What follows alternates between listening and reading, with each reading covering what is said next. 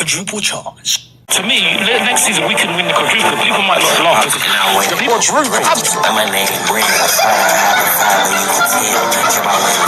Absolutely, listen. And the reason why I say that is because for Leicester to win the league, that means anything can happen.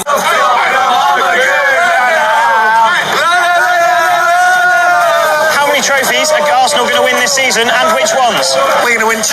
We're going to win the FA Cup and the Premier League. Up the Gunners! Dominant in the Premier League and the FA Cup. We always seem to win. The best team in England. We're in the league. We're in the Champions League.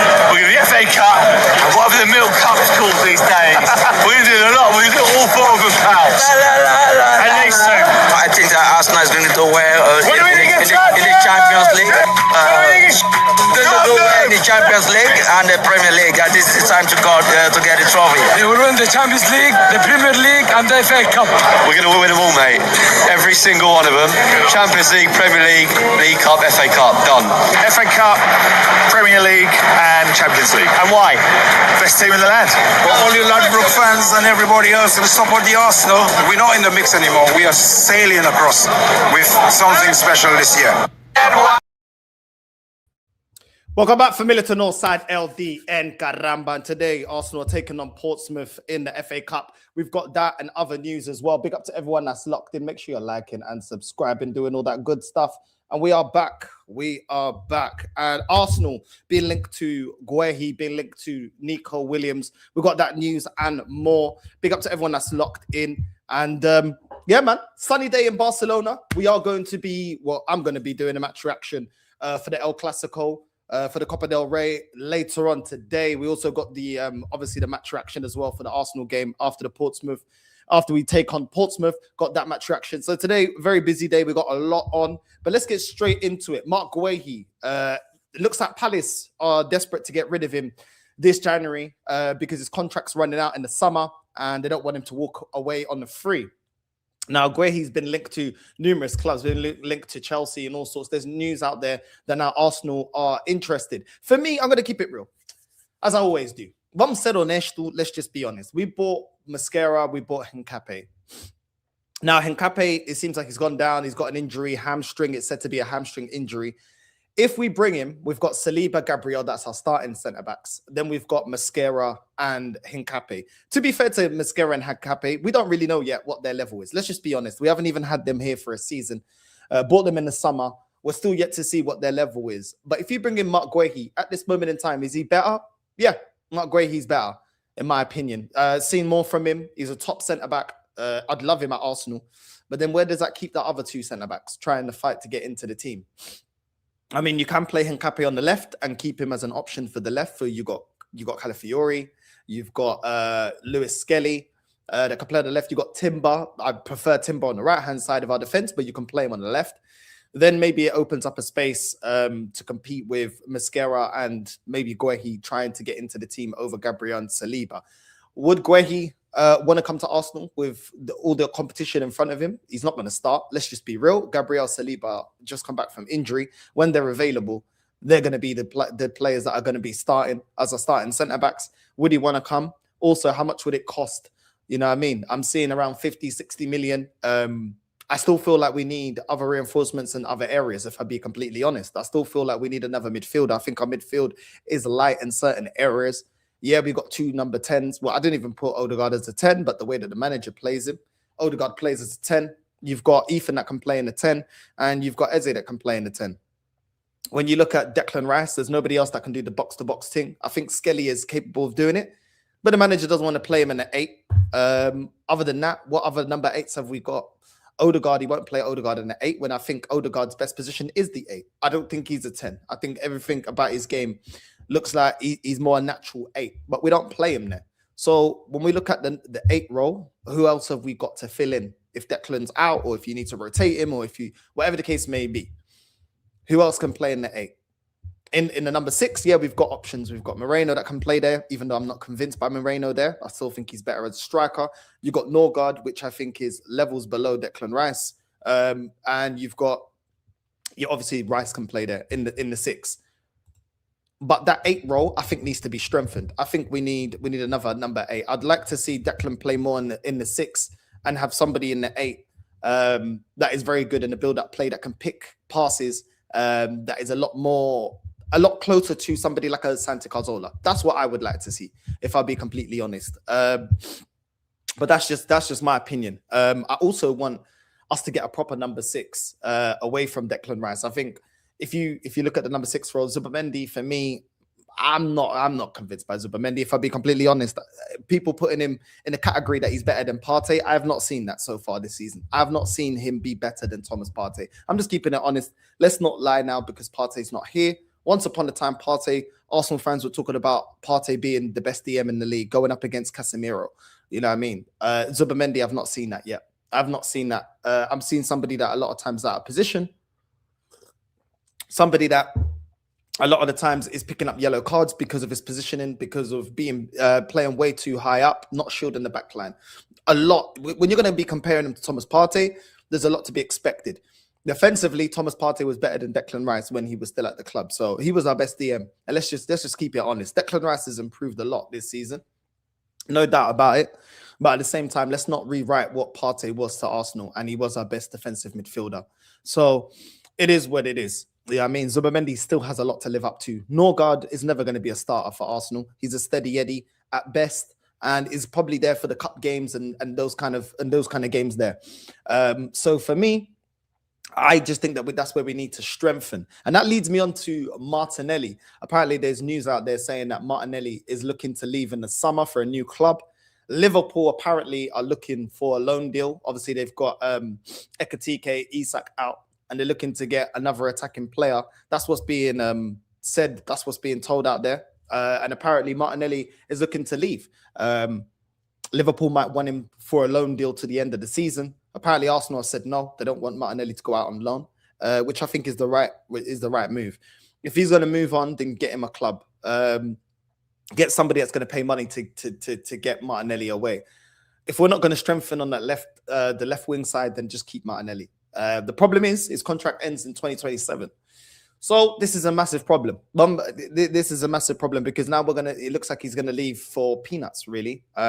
We should have got rid of him in the summer. Knowing that he only had 2 years left on his contract at that point in time, we had to find him a club. Let's just be honest. The summer just gone, we were looking to get rid of Martinelli. And now that it's going down to a year, we could have got at least 50 M's for Martinelli because of his age, because he's, been in the Premier League a while and et cetera, et cetera. Could have got about 40, 50 M's. Now, with a year left in his contract in the summer, how much are we going to get for Martinelli? Maybe 30 M's, something like that. It's a big difference. It's a big, big difference. I do think this is one thing that Berta should have done better. Obviously, he didn't put us in this situation. There's rumors that Martinelli might get a new contract. I don't think he deserves a new contract because he's not going to play in his best position. So we're going to see inconsistent performances from Martinelli. Him and Trossard have been a lot better than the last 2 years. If I be fair to them, they have been a lot better. Martinelli has impacted games early on in the season, but ultimately, he's just not the guy that's going to take us over the line, is he? He's not going to be the guy to be that real difference maker for us week in, week out. He's not a left winger. He's a striker. We're not going to play him there. Havertz is coming back. You've got Moreno that scores quite a lot of goals. Gyökeres, I'm assuming, is going to be getting dropped soon if he doesn't start finding the back of the net. So I just think Gyökeres and Moreno are ahead of him in terms of playing through the middle. I don't think he's going to get any games at Arsenal playing as a striker, and that's his best position. So it is what it is. I think giving him a new contract, why? He's an inconsistent player, and at the point that we're in right now, we need players that we know what we're going to get out of them week in, week out.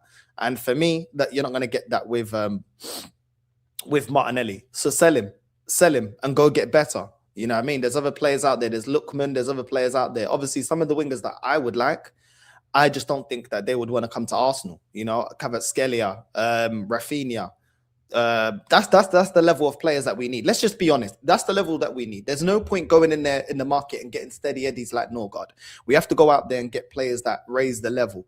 Eze for me is raise the bar. Gyökeres for me is just we're not getting the most out of him. So we're not seeing the reason that we bought him for. We bought Gyökeres for the goals, and yet we don't provide him enough opportunities to score those goals. It makes no sense. It makes no sense to me. You know, he came on everyone's radar because of his goal scoring, and we're not making the most out of that. We're supposed to be lightening the burden for Saka that's been carrying us in terms of being our highest goal scorer year in, year out. And we're not making the most out of that. Let's just be real. We're not making the most out of that. So for me, listen, if we're just going to go get a steady Eddie, then you might as well just keep Martinelli. You might as well. There's no point. If we're going to get somebody that's clear of Martinelli, then I'm all for it, and which is what we're supposed to be doing. Get rid of Martinelli and bring someone better. Bring someone better that raises the level. We need somebody that's going to hold down that left-hand side. Trossard has been very good lately, let's be real. But Trossard is another one that a lot of times he can go missing as well. He can go missing as well. So for me, the contract's now going to work against us. Martinelli looks like he wants to move on. I'm happy with that. Martinelli can move on. I have no problem with that. You can leave. Hopefully we can get a decent amount of money. One thing I do like about Berta is he's been able to get Arsenal keeping our strongest players down to a contract. We're not losing our best players on peanuts, but this Martinelli thing, if it doesn't get resolved real quick, then we are going to lose a financial asset.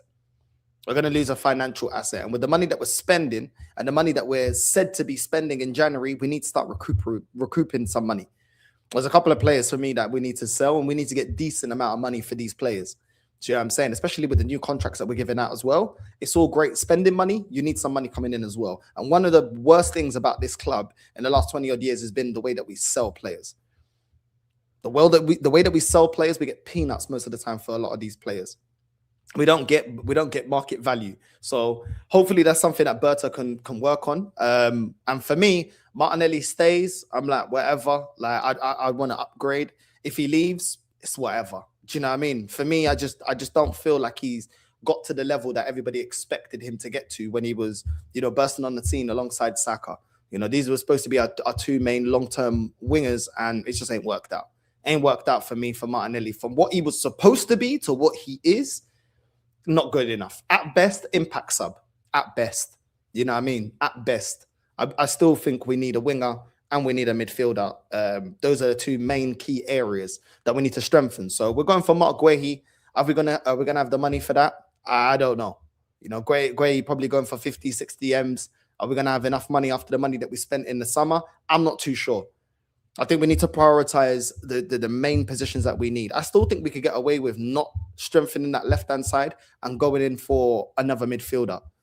If we're going for the right midfielder. So, I'd love a Barella. I'd love players like that. I love those kind of players. But are we going to go in there and put the money down and give into the money? I don't know. Do you know what I mean? But we go and get a Barella, bro. That's what I'm talking about. You know what I mean? Midfielders like that, of that caliber. And this just goes to show where we're at at a club. We're at a stage where we need players that are going to get over the line. There's no more players that can just play within the system. No, we need players that are going to help us get over the line, going to give us 8, 9, 10 out of 10 performances week in, week out. That's what we need. That's what we need if we're going to win major honours. So that's what we got to do. You know what I mean? And big up to everyone that's locked in. Big up to everyone that's locked in. Odds of Nico and Guehi coming are higher than Mount Everest. Listen, it's what's out there. You know what I'm saying? I take all the news with a pinch of salt, but I will tell you what's out there and what's being said. And this is what the news is out there. We know with Arsenal, we're always linked to this player, that player. This player apparently is coming. Arsenal are looking to do this and that. It's just what it is. With big clubs, you already know. It happens every transfer window. Happens even before the transfer window opens. So we always take it with a pinch of salt. You know what I mean? We're old enough to know that we take it all with a pinch of salt. I ask you lot, what do you think about it? And we go from there. You know what I mean? Arsenal will win 8 number, and I'm bought in fan. I don't know what you mean by that. Big up Northside, big up, bro. Yeah, I'm saying big up Andy as well. Big up, bro. Big up Macy. Big up Northside. I don't trust Arteta. He could throw the FA Cup away. Well, he keeps talking about we have to win trophies. That's what Arteta said. Our purpose is to win trophies. He knows now. He knows all of this process and project and everything that he's done has to, for him to be validated, he has to win a major honor. And listen, I'll take the FA Cup. I'll take the Carabao Cup. Even if we win both, I'm sorry. For 6 years, 2 FA Cups and a Carabao Cup, there's managers out there that could have got us those kind of trophies with half the money that you spent. So for me, it'd just be like, thank you for the trophies, thank you for the memories. You got to go. You win the Champions League, you win the Premier League, you can keep your job. It is what it is. You know what I'm saying? It is what it is. You know what I mean? Please, Martinelli, leave. Morning, do you think Saka is complacent now in his career, just staying for North London and vibes? Because if he's smart, he would look at bigger clubs to win. I think he's I think he's comfortable. I think a lot of Arsenal players are comfortable. Let's just be real. Saliba, number one. Why would you stay at Arsenal when you can leave on a free and go to Real Madrid? Let's just be honest now. Take off your Arsenal hat, take off your bias, and let's just be real.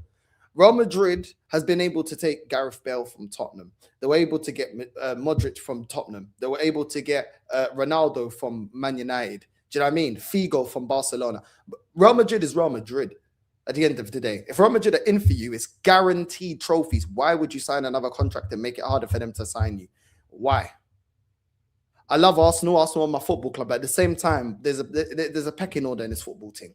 Real Madrid are Real Madrid. Do you know what I'm saying? Real Madrid are Real Madrid. Let's just keep it honest. Let's just be real about it. It's guaranteed trophies. Even when people say, "Oh, Real Madrid ain't looking good," bro, they won the Champions League with no striker. They're playing Rodrigo and Vinny up front. You know what I'm saying? They always go and get top elite players. They always go and get top elite managers. They always win. You know what I'm saying? It is what it is. Most players, their main goal is to play for Real Madrid or Barca. Let's just be honest about it. Coutinho left Liverpool to go to Barca. Do you know what I'm saying? Suarez left Liverpool to go to Barca. Like, these are top players that leave their clubs, very big clubs, very successful clubs, and go to Barca and go to Real Madrid. So at the end of the day, 6 years and you ain't seen a major honor. I question if he's comfortable. Saka, same thing. Saka's a player that, yeah, you may say that he doesn't start for PSG. You may make that argument, or you may say he doesn't start for Barcelona. But would they take him? Would they buy him if he's at a reasonable price? Yeah, they would. On a free, they'll 100% take him. Why commit your future to an Arsenal club that haven't yet proven themselves? I'm not even saying that Saka and Saliba don't sign a new contract. If I was them, I'd say, no, I want to wait to, Owen as well. I would wait until the end of the season and say, yo, I've been here long enough. You guys have promised me major honors. You haven't delivered. I've been in more than enough years. I've given more than enough to this club for us to be able to get over the line. I'm sorry. I'm going to leave. You're going to get a decent price for me. You're going to get the club is going to benefit from a good transfer window. And you'll cash in on me, but it's time for me to move now.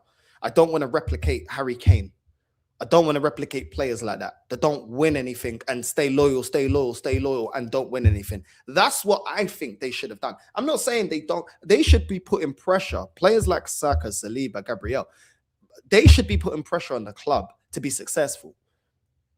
I would go into the conversation like this. Listen, I'm not against staying here at Arsenal. I love Arsenal. I love the club. I love everything. But I'm sorry. You guys have made me promises. I've stayed loyal. I've signed multiple contracts. You guys are saying that we're going to get over the line. Cool. Get over the line. I sign the contract. Yeah, I'm saying. That's what I would do. Instead, they're signing contracts before we even won anything. Before we've even won anything. For me as a player, I wouldn't do that. I wouldn't do that because I feel like that's how you have careers like Harry Kane. That's how you have those kind of careers. You know what I'm saying? Obviously, now he's getting trophies, but where's he getting trophies? Not the club that promised him, not at Tottenham. And I know we're not Tottenham, but not at a club that kept false promises under delivering. Trying to go on like they're ambitious, don't get over the line, don't win nothing. Nah. Do you know what I mean? That's what I would do. That's what I would do because once you sign the massive contract, now the power's back in the club. You know what I'm saying? You're now tied. So if you're unhappy where things are going and we don't win a major honor this season, you're under contract, mate. You're under contract. Do you know what I'm saying? So it is what it is. Man is saying, are you not happy that they're signed? That's not the point that I'm making. The point that I'm making is if you're an ambitious player, I'm talking about as a player, how you should be thinking. As a player, first of all, let me make this very, very simple. Last season, Arteta should have been winning a major honor last season. Arsenal Football Club, Josh Kroenke, he should have been saying, Arteta, we have no issue with you continuing, but you have to reach the target, which is winning a Champions League or a Premier League. Then you get your new contract. We'll give you a new contract. We'll even give you a little bonus. You know what I'm saying? But the criteria is you get a new contract if you win at the end of the season. What did we do last season? We gave him a contract before the end of the season. We weren't even halfway through the season and we rewarded failure. The same way with the players. The players have been promised this project is going to win major honors. We're going to do this. We're going to do that. If you're a player and you care about your legacy and you care about your career, what you do is go to the club with your agent. I don't have any issue signing a new contract, but I'm sorry, it's time for you guys to deliver on your promise. At the end of the season, if we win a major honor, I will sign on the dotted line. The end of the season, I will sign. I'll even sign a longer contract if you want. If the club wanted a 2-year, 3-year, I'll sign a 4-year, whatever the case may be. Yeah, whatever the case may be, you have to negotiate. Do you know what I'm saying? But if the club doesn't, then I would like to leave. I've given you enough years, enough time, enough performances, enough of my career for us to be able to get over the line. There comes a time in life where your promises, you have to fulfill your promises. You have to fulfill. Everything can't just be expectation. We're building. That is how the club should be managing the manager and how the players should be managing their career and their contracts, in my opinion. The fact that Saliba, Gabriel, Saka, it's all signing new contracts. We ain't even done anything. Are we in a good position? Yeah, but was we in a good position the last couple of seasons? Yeah, we were. We're in good positions to win stuff. We didn't win it. So that's just my opinion. But at the same time, it is what it is. I'm happy that my best players are staying at my football club.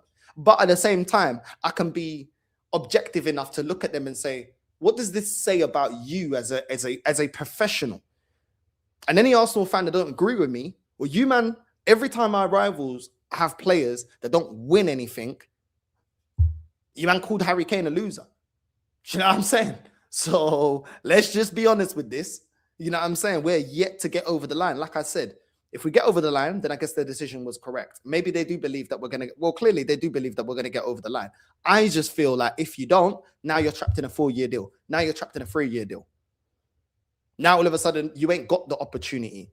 Now all of a sudden, certain clubs that were looking at you that may not have the finances to get the signing over the line may not have those finances anymore or be willing to spend that money on you.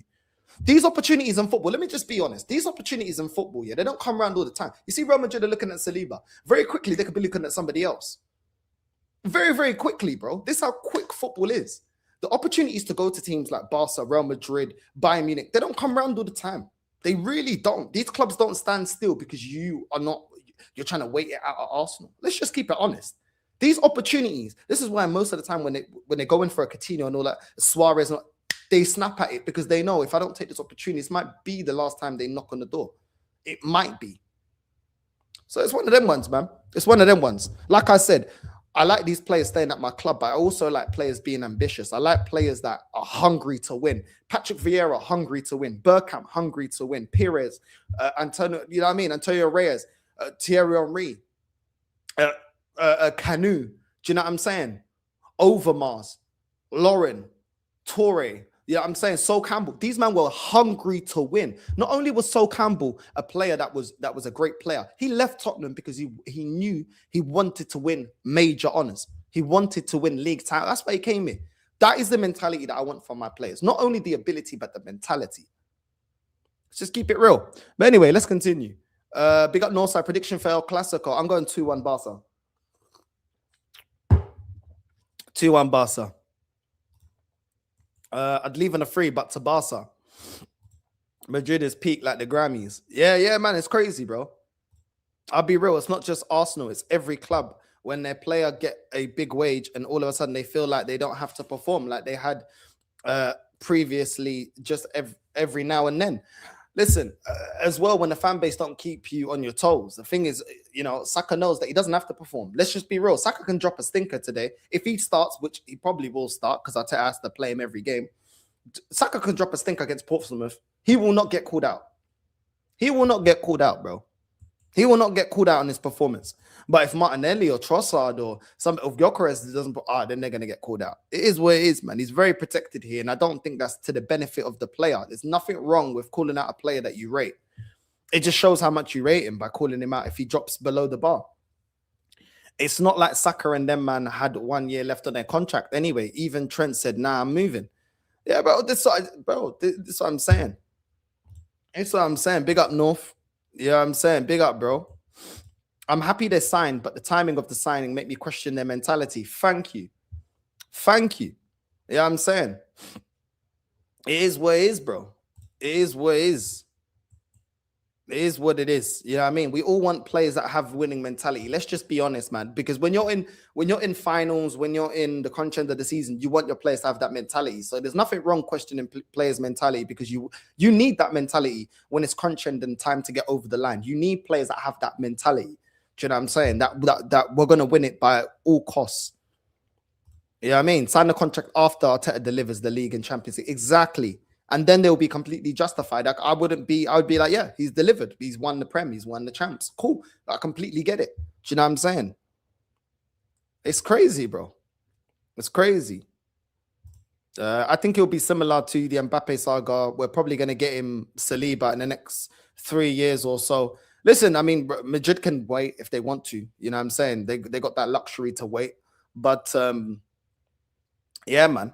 It is what it is. Yo, big up, man. Big up Villa boys, man. Big up, bro. Big up, bro. You know what I'm saying? Saka is untouchable, but God forbid Gyökeres doesn't read Saka's overhit cross in the box. It's crazy, bro. You know what I mean? It's crazy. Hey, Northside, the future is promising. Watch this space. Hopefully, bro. I hope you're right. Listen, I hope you're right. I don't want to be right about this. You know what I mean? Has anyone seen Deji? Nah, bro. Deji's been gone, bro. We don't know where Deji's at the moment. Man said he's busy. You know what I'm saying? But let's continue. Another player being linked to Arsenal is Nico Williams. He's on 300k a week. Nico Williams, crazy. Yeah, I'm saying crazy, absolutely crazy money. I don't think he's worth that. Yeah, I'm saying I think he's very overhyped. I can't lie to you. I think Nico Williams is very overhyped. But apparently he's been linked. 23 years old, winger. He can play mainly on the left. He can play also on the right. I don't think, apparently he's been valued about 70, 80 M's. I don't think we're getting him, bro. This thinks to me of another Draxler situation. This thinks to me of another Higuain, Benzema. We're not getting him. Do you know what I mean? Like, I think he's overhyped, bro. I'll be real. There's two players. You know what I mean? He's a Spanish Rafael Leao. This is what I mean, bro. Like, he's another player like Rafael Leao and Nico Williams. For me, it's all propaganda with them. Like, when I see them, I'm like, why are they worth this price tag? He's had 15 appearances in La Liga, 3 goals, 3 assists. And we're paying what we would pay 70 million, 80 million for that. I'm sorry, it's not good enough. Even when I watch him, he's like a player that when he's in form, just like Rafael Leao, when they're on it, they're on it. When they're not, they're not. Well, guess what? We have players already like that. We've got Jesus, that's like that. We've got flipping Martinelli, that's like that. We've got Trossard, that's like that. We've got players that they turn it on, they turn it off. You know what I'm saying? They turn it on, they turn it off. On their day, they look amazing. But the thing is, their day is not often enough to justify the wages. For me, 300k. So that means if he comes to Arsenal, he'll be on what, 350? At least he's gonna want at least 350 up. Come on, bro. Like this is ridiculous. This is ridiculous. Who's paying that? You know what I'm saying? Who is paying that? I can't lie. Like at 23 years old to already be on 300k, he ain't even done anything. He's priced himself out of a move. I can't lie. He's priced himself out of a move. His first contract, what? You're going to get him on a contract. Let's say he goes on a 5-year deal because he wants big wages. But he's going to be 28. By the time that contract's coming to an end, 27, 28, then what? Then what he wants? What, 400k? If he lives up to the hype? Nah, bro. Come on, man. Come on, bro. And that's if he does. And if he doesn't, then it's going to be expensive. We already got players already on stupid wages. Let's be real. Jesus ain't worth the money that he's on. Ødegaard ain't worth the money that he's on. Havertz ain't worth the money that he's on. I think this is all talk. The fact that he keeps getting linked and we don't get it over that, I think it's all talk. I don't think Arsenal are in for Nico Williams. And if we do get him, I'm cooking Berta. There's no way I want him. Nico, I don't want him at first. If we was to get him, his wages to be 100k. 100k, 120k maximum, 100 to 120k maximum for Nico Williams. He is nowhere near worth 300k, bro. Nowhere near. Do you know what I'm saying? Nowhere near. So for me, nah, I'm good. I'm good on Nico Williams. I can't even lie to you. I'm good. Arsenal were taking Mbappe from Madrid because Mbappe don't win. Because Madrid don't win Champions League like that anymore. They have lost their pedigree. I don't think they lost their pedigree, bro. And I don't think we're getting Mbappe. They ain't lost their pedigree, bro. They ain't lost their pedigree, bro. I don't know about that. They're not looking good, but I don't know about that one, bro. I'll be real. What's this? North, this FA Cup game against the lower opposition is when the coach has to play attacking football and tweak his bloody defensive system so players can flourish and gain confidence. But we'll play 2 DMs. Yeah.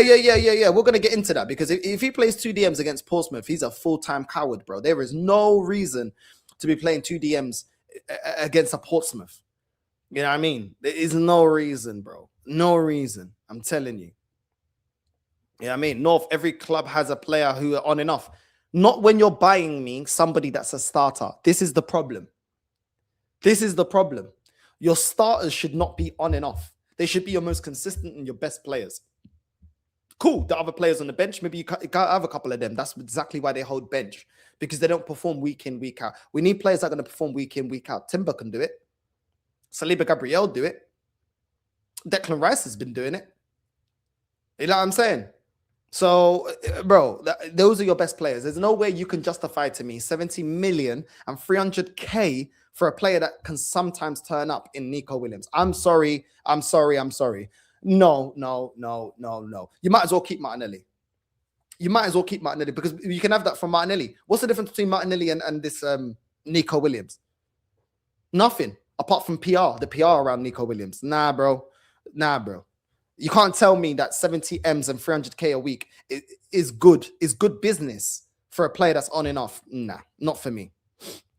Yeah, I mean, I'll cook Berta, bro. I'll cook him because he's already bought Ødegaard. I looked at him sideways. You know what I'm saying? Moreno and Henkape, I'm still like, we'll see. I'm still not, Mascara has had some good games.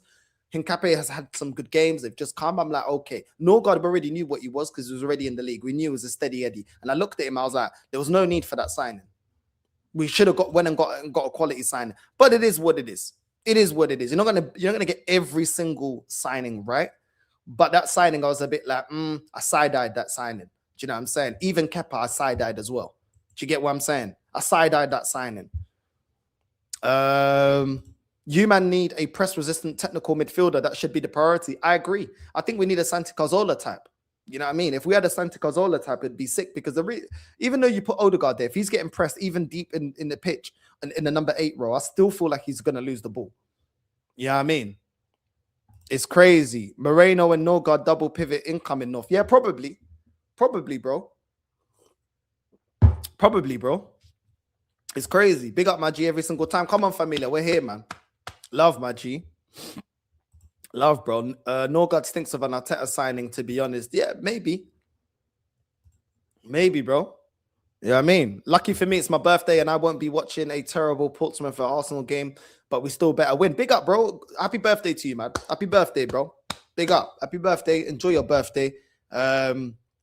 And yeah, maybe it's not the best thing because the football is probably going to be dire. You know what I mean? Or we may turn it up. Listen, I'm not saying that we always play terrible football, but at the same time, you never know with this manager. You genuinely never know with this manager. So all I'm saying is don't get your hopes up. You know what I'm saying? Don't get your hopes up. That's how it is with this manager. Do not get your hopes up. But yeah, man, it's one of them ones. Max Dowman signs a scholarship deal. Since he just turned 16. When he's 17, obviously he can sign his first professional deal. Big up to Max Dowman. He's still really young. I kind of get it, but I would like to see Max Dowman go out on loan. Please, Arteta, do not ruin this kid, please, for the love of God. Let this player develop, man. You know what I'm saying? Stop holding him back. Stop not giving him any minutes. If we're not going to play Max Dowman, that's fine. Just loan him out. Loan him out. At this point in his career, he needs game time. And I'm not saying run him into the ground the way we did with Saka. What I'm saying is he deserves at least a week, 20, 30 minutes, even 30, just 30 minutes, bro, at least. Give him 30 minutes, bro. Even if you don't give him a full half, even 30 minutes. It's not gonna do nothing to the play. It's gonna give him the experience. I'm not saying start Dowman week in, week out. I'm not saying run him into the ground. I'm not saying none of that. What I'm saying is give the player the opportunity to actually develop. Give him the opportunity. Do you know what I'm saying? If you're not going to give him the opportunity, that's fine. If you think he's too young, you think he's not ready, whatever. Fine, whatever. But at least let him go out on loan then. because he's not going to learn anything sitting on the bench. And if he's not good enough for the first team, why did you promote him from the under? Why did you promote him to the first team if he's not good enough? This is the thing that doesn't make sense to me. There was nothing to rush this kid at 15 years old to the first team apart from his ability. If you don't believe in his ability, why did you promote him to the first team? It just don't make no sense. You could have just left him where he was developing. Like, real talk. You didn't have to promote him to the first team. And that's what I mean that don't make sense about this manager. Like, you promote the player, but then you don't want to play him. Well, if you don't want to play him, loan him out. Oh, we don't want to loan him out, but we don't want to play him. Make up your mind. Make up your mind. I'm not expecting Dalman to lead us to winning major honours. I was just saying that Dalman is better than a lot of the players that we do have in this position. So it is what it is, man. At the end of the day, I want to see a clear plan with Dalman. When Wenger was here, I saw a clear plan with Fabregas, Adebayor, Nasri, Alex Song. Do you know what I'm saying? I even saw a clear plan with Denilson. Do you know what I'm saying? Like, whoever you want to say, like, there was a clear plan. Theo Walcott. How young was Theo Walcott representing Arsenal? Do you know what I mean? 16, 17, still playing for England. There was a clear plan. Wenger gave him the chance and the opportunity and to actually develop as a footballer. We're not doing that to Dalman. Why? I need to start seeing players developing, bro. I'm sick and tired of seeing players stagnate under this manager. The best players that have improved under this manager are defensive players. The attacking players have not improved. Ødegaard has not improved. Martinelli has not improved. Saka has not improved. Havertz, Jesus, Gyökeres have not improved. What are the players that have improved? Declan Rice, Gabriel Saliba, Timber, Ben White. All these players, they're all defensive. They're all defensive. The attacking players have not improved. So, bro, he needs to fix up on this, man. He needs to fix up on this. I'm telling you, he needs to fix up on this. I'm not seeing the attacking players improving. They're not improving. To the point where we're getting defensive players to bail us out. Or own goals to bail us out. That's how much they're not improving. It's not good, man. It's not good. Do you know what I'm saying? It's not good. It's not a good sign. I feel like Dalman, if he was here under Wenger, he would reach his full potential. The only one I didn't see reach their full potential here with Wenger was Gnabry. I think we gave up on Gnabry. We were putting too much into Iwobi. It was the wrong call. That was a massive mistake from us. Massive mistake. Yeah, I mean, loaned him out to West Brom one time and that was it. We never gave him a proper chance. And Iwobi, well, it's Iwobi. You know what I'm saying? So it is what it is, man. I just don't think like he's gonna reach his potential under this manager. He's just not that type of manager to develop ballers like that, in my opinion.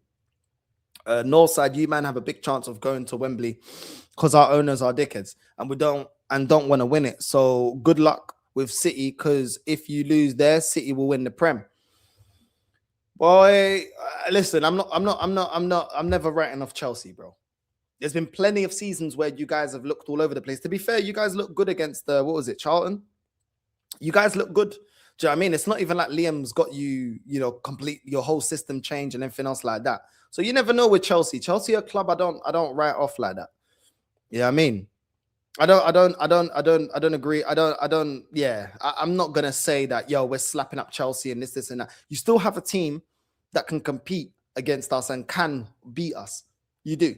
And you still have a system that we have not looked very convincing against. So I'm not gonna go that far. You know what I'm saying? I'm not gonna go that far. And yeah, you guys have got a history of turning up when people least expect you to turn up. So we'll see, man. We'll see. If Arteta don't win against us, then it shows that you really don't care about winning trophies.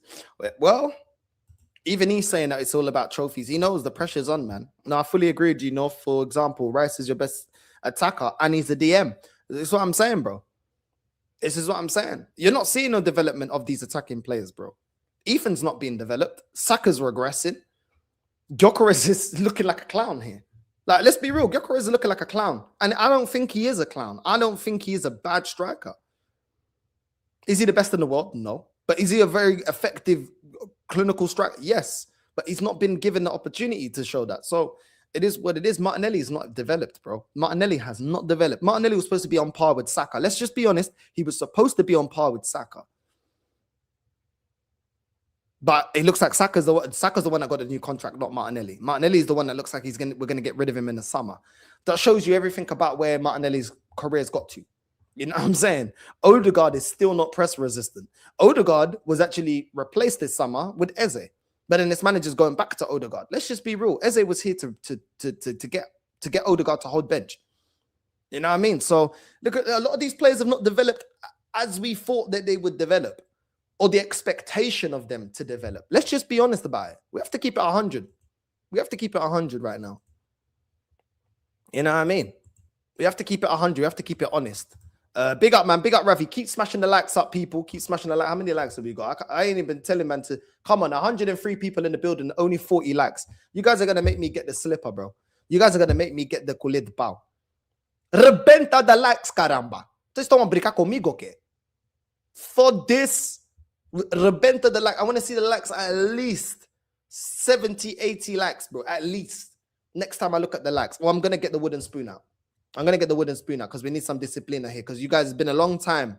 It's been a long time since we had some discipline here. Smash the likes up. Come on, man. Big up to everyone that's locked in. You know what I'm saying? Yeah, bro. We have to. We have to. The chat already knows, bro. We have to know. If I get the colher de pau, você vai estar a dançar funana. Don't make me get the colher de pau. Anyway, let's move on. Next time I look at that likes, it better be at least 80 likes. What's going on? Berta, the next contracts at Arsenal that Berta is trying to get done. Rice, Timber, Havertz, Raya, and Moreno are the next contracts to get done. So let's. I want to go through this slowly now. I want to go through this slowly. Contract number 1 for Declan Rice. I agree. Declan has been excellent for Arsenal. I think he's improved a lot this season. I don't want to get into debates about Declan Rice and Caicedo. Let's not, we don't need to compare the players, yeah, right now. Let's just look at Declan. Declan deserves a new contract. Declan has been pivotal to a lot of the way that we play, especially set pieces. He even came clutch against, against Bournemouth the other day, scoring 2 goals. He's been very, very good for Arsenal overall this season. And he's continued his good form from when he scored the 2 excellent free kicks from against Real Madrid. Declan, 1,000,000,000% deserves a new contract. 1,000,000,000%. I'm not even going to debate that. Cool. Timber. Now, I think Timber has been our most consistent player. I think Timber has shown that there's levels to Ben White, somebody that was a very consistent player for us, somebody that was holding down that right back position. I do think injuries for Ben White have affected him. I'll be real. Back-to-back injuries have affected him. I still think he's a very good player when he gets back to his best, but at the moment, Timber's holding down that right back position with ease. And it doesn't matter if you play Timber on the left of the defense, you play him as a right back. The guy's always performing. I don't want to see him in the center. I don't want to see him as centre back. The one time we played him as centre back, he didn't look convincing. Don't play him as centre back. Play him as a right back. Play him as a left back. Timber's been excellent. Another player. I completely agree, completely warranted that he gets another contract. Rice and Timber completely deserve a new contract. Now, let's go into Baby Reindeer. I like to call him Baby Reindeer, a.k.a. Kai Havertz. You know what I'm saying? Man like Baby Reindeer. Why the hell is this guy getting a new contract? Why is he getting a new contract, bro? Based on what? Based on what? Let's not forget. We went and got Gyökeres to be an upgrade of Kai Havertz. As much as this fan base talk about Havertz scoring the winner for Chelsea to win the Champions League, what has he done for us? I don't care what he done for Chelsea. I care what he's doing for my football club. I don't give a crap. This guy is rubbish, bro. This guy is rubbish. I'm sorry. The link-up player and all that, you can get that from Moreno. He's not better at scoring goals than Moreno. Let's just keep it honest. Let's even not even compare him to Gyökeres and what he done. Let's go to the next striker that I think should be in our pecking order. Because it should be Gyökeres and Moreno. Is Havertz better than Moreno? No. Instinctually in the box, Moreno's better than him. This is embarrassing. This is a DM that's outshining you in the striker role. Havertz does not deserve a new contract. I don't care what nobody tells me. There is nothing that he brings to this team that I can say that he's better. First thing, his instinct in the box, not better than Moreno. Headering of the ball, like that header that Moreno scored, I think it was against Newcastle. He's not better than Moreno at headering the ball. His link-up play isn't much better than Moreno. His awareness to tap-ins and stuff in the box ain't better than Moreno. So why the hell am I paying more money for a B-Tech Moreno? Nah, bro. I'm sorry. Nah. Havertz is dead, bro. How much is he on? I can't even remember how much is he on. Havertz weekly wages. I can't even remember how much Havertz is on. Havertz is on 280. So you're telling me that we're looking to get Havertz on over 280? This is a disgrace, bro. This is a disgrace. 280. He don't even deserve the wages he's on right now. And we're thinking about extending his contract. I'm sorry. Sell him, bro. Sell him. He's not even worth 280. I'll be real. Havertz is maximum 100k player. 100k a week player. I'm just being honest. You know what I'm saying? He's going to want at least 320, 330, maybe pushing 340. Bro, he's not worth. How is he worth that? Man, bro, we're paying 280,000 a week for Havertz as it currently stands for a player that only get a striker. Let me remind you, that only scores 13 to 14 goals a season. Come on, bro. I'm telling you, yeah, the players of the past must be thinking, what the fuck? Like, they had to bust their ass to get 80 grand a week. They have to bust their ass to get 100 grand a week. Do you know what I'm saying? And Kai Havertz is on 280. Come on, man. Come on. Tell me what he's done to even warrant this contract, bro. Nothing. The PR around this guy is exactly why he's got 280. And you know what? This fan base will not kick off if he gets that new contract. He does not deserve that contract, bro. He does not deserve that contract. Doesn't deserve it, bro. Man said, what's Gyökeres on? What's Gyökeres' wage? I can't even remember. Gyökeres' weekly wages.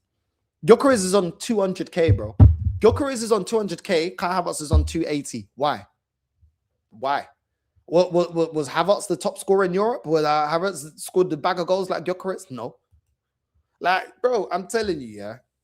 It's ridiculous. If Berta, I'm sorry, Berta, if you extend Kai Havertz's contract, you're getting cooked. I'm cooking him. I don't care. If we extend Kai Havertz or we buy Nico Williams, I'm cooking Berta. I don't care, bro. You can get the smoke as well. Do you know what I'm saying? I'm all for praising Berta, but at the same time, I'm not down for the foolishness.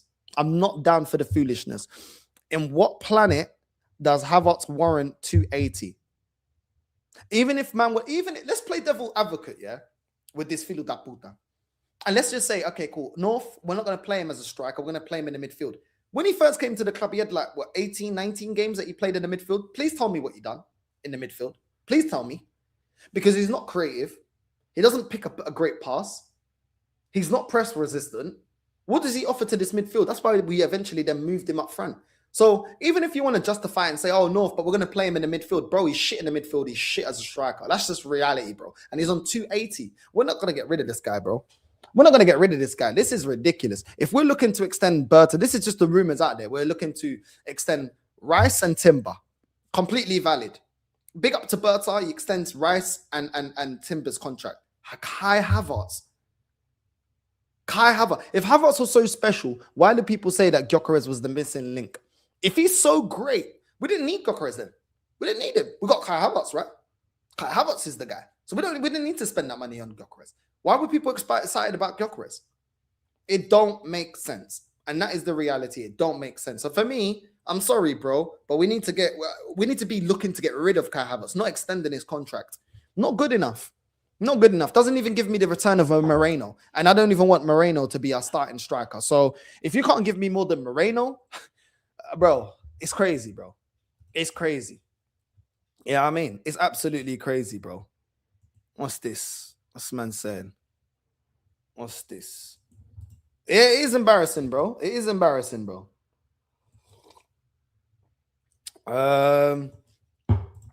Northside, my Chelsea mate, was in the chat yesterday. She said, you're good looking, bro. Is it? Send me a picture of her. You know what I mean? Send me a picture of her and I'll tell you what I think about her. How about that? You know what I'm saying? Oh, my days. Big up to her, though. She got good taste in men. Havertz is Arteta, baby. He definitely will get a new contract. Yeah, I mean, yeah, bro, that's what's out there right now. I can't even lie. Facts, 3 years ago, you missed the sitter and missed the penalty last night. last year against United when we went out. It's not hatred as he's decent, but people slandering Gyökeres in his first 6 months. It's crazy. You know what I mean? Well, that's what the rumors are, bro. That's what the rumors are. Don't shoot the messenger. You know what I'm saying? I'm just here to give you the news. You know what I mean? Keane got 50k a week in his prime. He'd be on 500k these days. This is what I'm saying. This is why Keane gets so vexed with these man. They're like, yo, these man ain't worth the money that they're getting. Havertz to be extending his 280k a week contract for what? For what? Even if someone likes Havertz, anyone in the chat that likes Havertz, yeah, I'm open to listen to your argument. Please explain to me why Havertz deserves to get a contract extension, please. And do not tell me because, oh, his contract's running down, because we can sell him. Because Martinelli's contract's running down and we're looking to sell him. So please do not come out with, oh, his contract's running out. We have to protect the value, because that's a load of nonsense. In what way does Havertz deserve to have a contract renewal? I don't understand. Yeah, I mean, you were getting Guehi, then you probably pay Guehi over 200k too. Listen, at least Guehi's a quality player. Yeah, I mean, I wouldn't put him on 200k a week, but at least he's got quality. The problem is we be putting a lot of players that just the quality ain't there, bro. Yeah, I mean, Arsenal fans have forgotten Havertz was supposed to be the Xhaka replacement. Bro, even Xhaka's better than him, bro. I'll be real, even Xhaka's better than him. Yeah, I mean, if we have ambition, we have to let those guys go. Havertz, Moreno, Martinelli, Ødegaard, Jesus. Might keep him as backup. This is what I'm saying. I would keep Moreno only because I actually think he could be an effective striker, and we do need other areas that we need to tackle. Moreno's nowhere near our biggest problem. Nowhere near our biggest problem. Nowhere near. So because of that, I'd kind of allow it. But I hear it. I hear it. You know what I'm saying? I do hear it. North, it'll be big backlash, by the way, Arteta and Berta because of Kai, mainly because Berta signed Gyökeres and Eze players Arteta didn't want.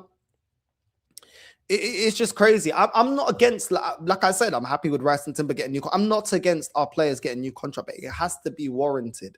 It has to be warranted by performances and consistency. Don't just be getting these guys into contract. We're just going to do the same thing we did in the past. And then when we're trying to move them on because ultimately they're not good enough, then we're struggling. It's just round and round and roundabout. Yeah, I mean, remember, North, only loan deals, no obligation. Market opportunity, recognize market opportunity. Yeah, bro, he's so excited he's coming back, bro. But yeah, man, yo, North, it's Zeph. I just wanted to say I appreciate you getting me on the stream on Thursday night. Great chat to you, meet you. Come on, big up Zeph, man. Big up my G.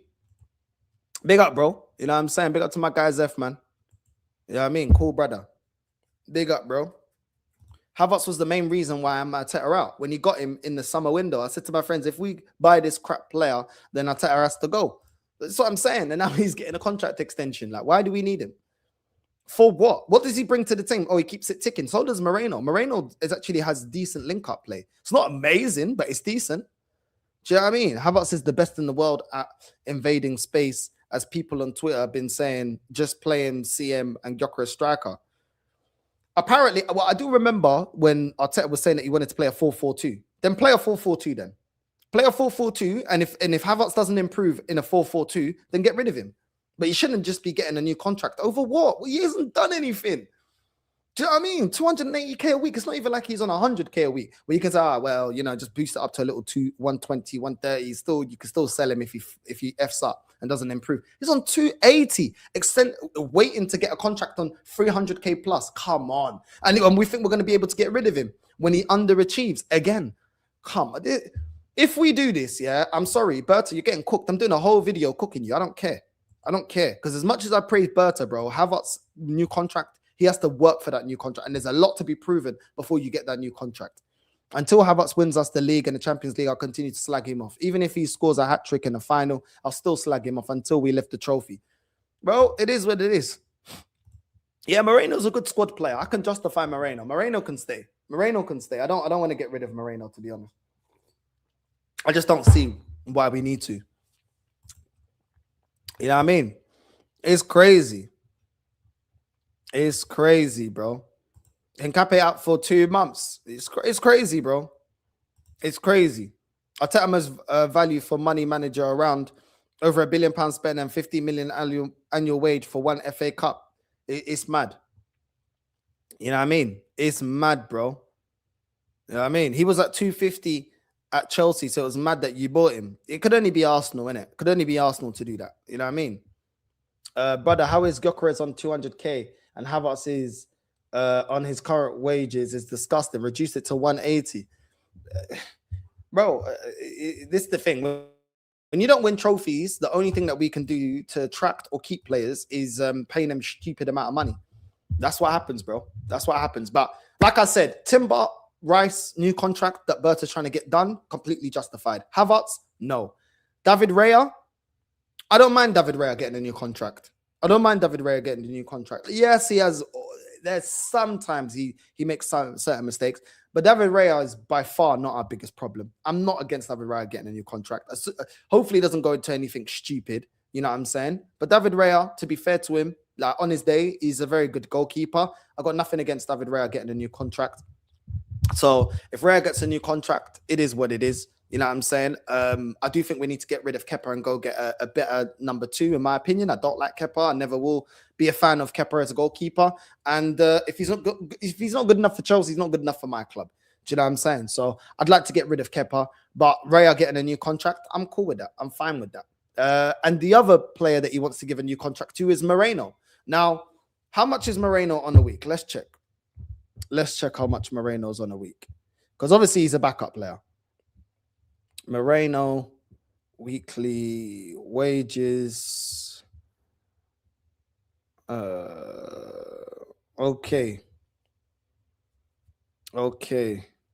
It's saying 130,000. 130,000. But they're saying the 32 is that bonus. That's okay. 130,000, and he gets 32,000 on top of that. But that's bonuses. That's based on bonuses and performances, etc., etc. If we bump that to 150, then that's fine. That's fine. I don't want to see nothing stupid like touching 200k. That's the only problem. If you're gonna boost it up to like 150, then fine. Because Moreno is actually effective in this team. Moreno does actually get goals. Moreno does actually bring something to the team. Do you know what I'm saying? So if he goes up to 150, 155, I'm not gonna be mad. I don't think we should have got him at 130 in the first place. But if we get him up to 150, that's fine. Anything like 180, 190, I'm like, no, it's not worth it. I'm not worth it, bro. It's not worth it. You know what I'm saying? He's not worth nowhere near touching 200. Do you know what I'm saying? I really think his wages are a little bit pushed. This should have been his second contract going to 130. Do you know what I'm saying? But at the end of the day, is what it is. You know, Arsenal, we're overpaying wages to justify the lack of trophies here. So for me, if he goes to like 150, 155, 160, absolute push. I don't even want to see him at 160. It's okay. It's okay. You know what I mean? He chips in with a lot of goals. A lot of times he comes in clutch for us at certain moments. I can justify that. 200k or 190? No way. No way. It's too much. It's too much. Like, he's good, but he ain't that good. You know what I'm saying? So it's one of them ones, man. It's one of them ones. Like I said, as it currently stands, we should be going out for a midfielder and a defender. He should be second choice. But actually, do you know what? Yeah, I'm going to be real. Actually, I'm going to be real. As it currently stands, it doesn't look like we're going to go get another striker. Moreno should be starting, bro. Like, the way that Gyökeres is playing, I can't lie. Based on form, bro, Moreno should be starting, bro. Because we're getting nothing out of Gyökeres. Man can say that Moreno's inconsistent, but Moreno's inconsistency is nowhere near the inconsistency of Gyökeres. And like I said, I'm not saying it's all Gyökeres' fault. Moreno just seems to suit the system better than Gyökeres. And for that reason, and the fact that the manager's not going to change, you might as well start Moreno. I'm just gonna be honest about it. You might as well start Moreno and bring on Gyökeres as an impact sub. I can't lie, because it just doesn't make any sense. The player can be. We can all talk about how good Gyökeres can be, but if we're not going to play to his strengths, you might as well start Moreno. You might as well. The system suits him. So, and we seem to actually provide for the striker, provide for Moreno. Crosses in the box and stuff that he wants. You might as well play the player that's most effective in the system. And I don't want things to be like this, but this is what happens when you have a stubborn manager that doesn't want to change. This is what happens. You get into this kind of position. So it's one of them ones, man. It's one of them ones. He'll want 200k. Look at some scrubs is making 250. This is the problem, and this is the problem when you start boosting players' contracts so much, then everybody else's get boosted up, and this is why we need to sell certain players, man. We need to make some. We need to be making some money back. The amount of money that we're spending, we need to sell well. Yeah, listen. If Gyökeres continues, then listen, I'm going to be Gyökeres out, bro, because it gets to a point where it's like, bro, you just got to leave. You know what I mean? It's both of you. It's you and the manager. But even when you get certain opportunities, you're snatching at it. The manager's not playing to your strength. It's just not working out. But I'd rather be Arteta out before I'm Gyökeres out, because Gyökeres ain't been here for 6 years, failing. So when people want to blame Gyökeres, who's been the person that's been here for 6 years? Who's been the manager that's in control of the system? And I'm telling you right now, there is no way in hell anyone can tell me, that there's no way of getting more out of Gyökeres when I saw Liverpool get goals out of flipping Darwin Núñez. So no one can tell me that we can't get the most out of Gyökeres, bro. I don't care about his limitations. Darwin Núñez had limitations. Jackson had limitations. Both these teams got the maximum they could out of those strikers, and they weren't the best strikers. You wouldn't say they're the top strikers and you'd want them at your club. So when I'm seeing that, a man are telling me we can't get the most out of Gyökeres, I'm not hearing it. I'm not hearing it. I seen Wenger get the most out of Shamak. Yeah, I'm saying. So I'm not hearing it, bro. I'm really not hearing it. You get me? This is on the manager, bro. This is on the manager. You can get more out of this player, bro. Do you know what I mean? Yeah, I mean. So I'm not even hearing it, bro. I'm not even hearing it. So it is what it is, bro. Man can't tell me that this is the best that you can get out of this striker, bro. I've seen teams get more out of Lukaku, bro. Like I'm not even hearing it. And man were mugging off Lukaku, but do you know what I'm saying? Like, come on, bro. Like, come on. I've seen West Brom get more out of Lukaku. I've seen Everton get more out of Lukaku than what we're doing right now with Gyökeres. Do you know what I'm saying? Like, man ain't even, I'm not even hearing it. I'm not even hearing it, bro. Do you know what I'm saying? I've seen Brighton get more out of Welbeck. Do you know what I mean? Like, these are not complete strikers, bro. And yeah, I've seen these teams get the most out of these strikers. Man trying to tell me that, oh, this is the most we can get out of Gyökeres. I'm not hearing it. Yeah, I'm saying. Exactly. Exactly. This is what I'm saying. What are we saying? That you can't get no goals out of this guy. Do you know what I mean? Bro, he's looking like a B-Tech Rasmus then. You know what I mean? Look at B-Tech Rasmus. As flipping limited as Rashford was at Man United, and we're still getting goals out of him. That we can go through limited players here that teams still got goals out of them. Do you get what I mean? Like Rashford is still scoring goals at United, even though he's dead, bro. He's dead. So this is why for me, it's on the manager, bro. It's on the manager.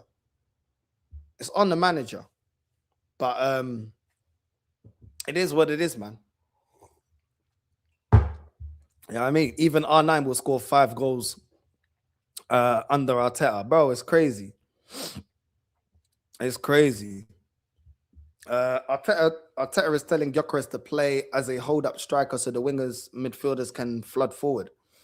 We've been seeing this with Havertz and Moreno. Arteta don't want a spearhead striker that all play goes through. Nah, he doesn't. He really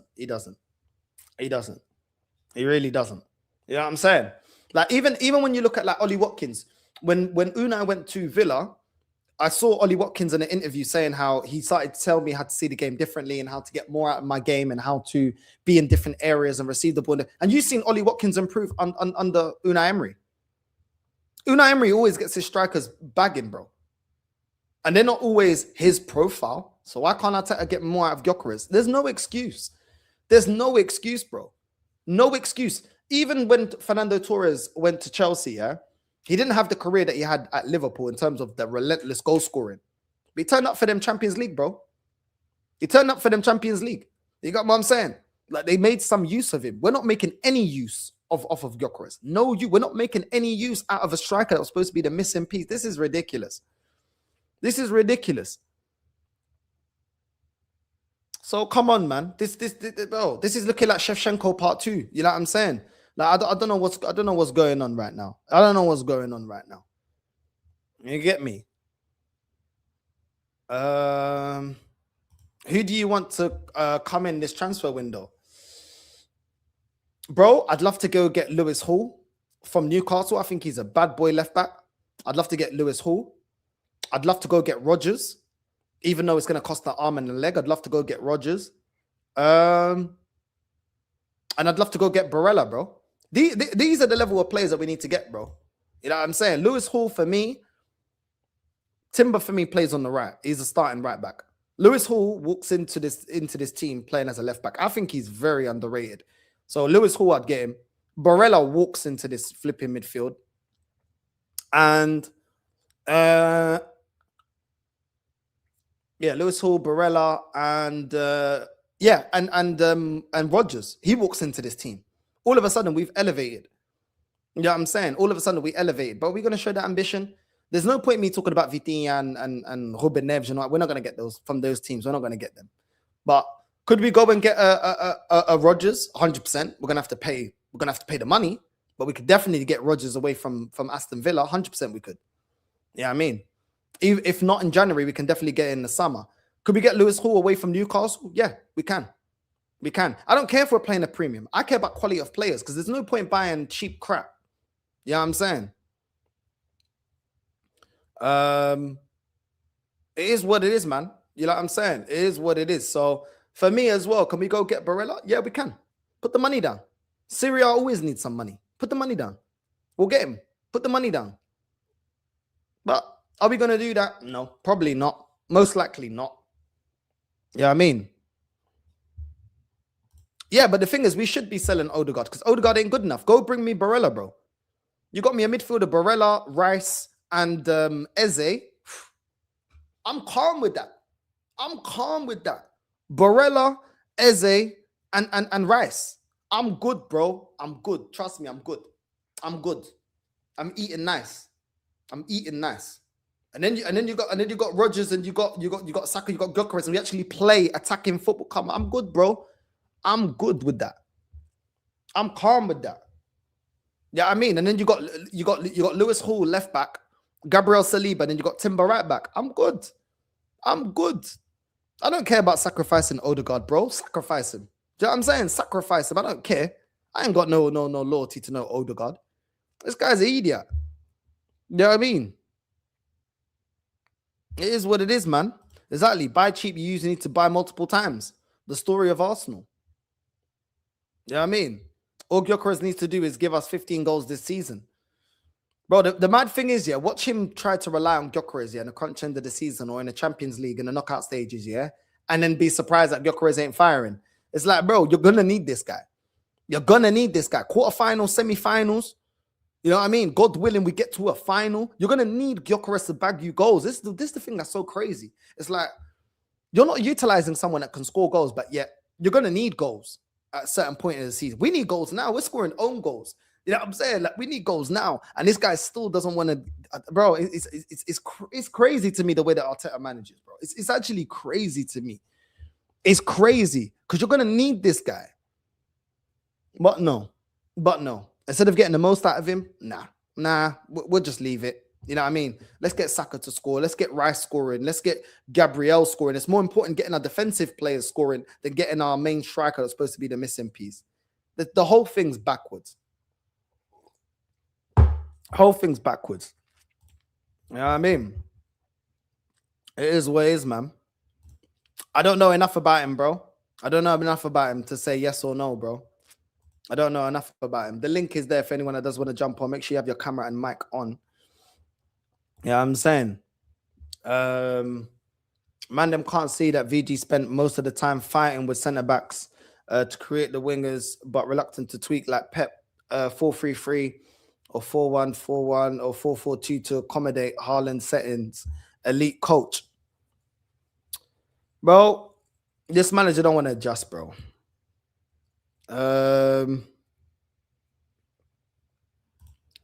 Yo, big up, man. Depends on their mentality, bro. Depends on their mentality. I don't know. Like, I didn't expect them to sign a contract so quickly, so I don't really know where they stand with their career. Like, you know what I mean? They clearly like the manager. They clearly, you know what I mean? It is what it is. I don't know, bro. I don't know. Yeah, you know what I mean, I don't know, bro. I don't know if they're gonna want to leave, bro. For a guy that thinks intelligently, Arteta does not adapt. He could change the system to help Gyökeres, and this is a guy that doesn't have a plan B ever. Like four subs and never changes formations. He doesn't want to. He doesn't want to steer away. He knows how to. Listen, there's one thing I will say about Arteta. He knows how to play attacking football. What we saw 22-20, I always reference to that because I feel like that is the potential under this manager in terms of play style. And cool, Arteta, you've proven that you can play a lot more defensive, a lot more pragmatic. There's nothing wrong with being pragmatic. The thing is, I'm not even upset about being pragmatic, but there's a time and place. There's a time and place to be pragmatic. There's a time and place to play that kind of football. Do you know what I mean? And that's my problem. It's like, nah, he just doesn't ever want to change. It's like, no, we're gonna play my way. You know what I mean? Even if it costs us titles or whatever, we're not changing. It's just ignorance, man. Ignorance.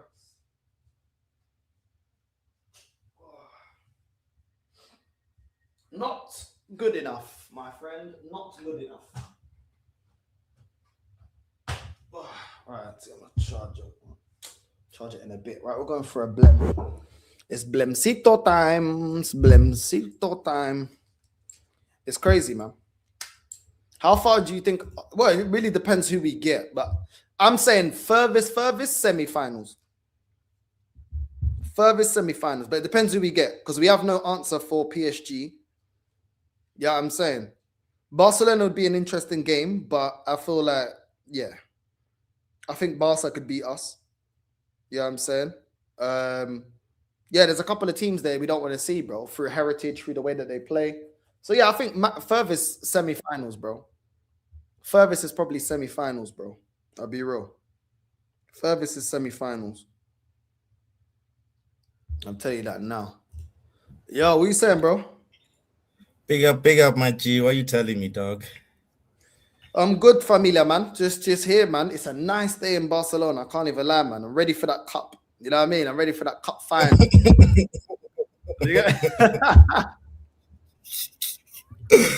You're shameless. You're a shameless brother, you know. You know, I don't like Ronaldo said, I don't chase trophies chase me. You know what I'm saying? I don't chase the records chase me. You get me?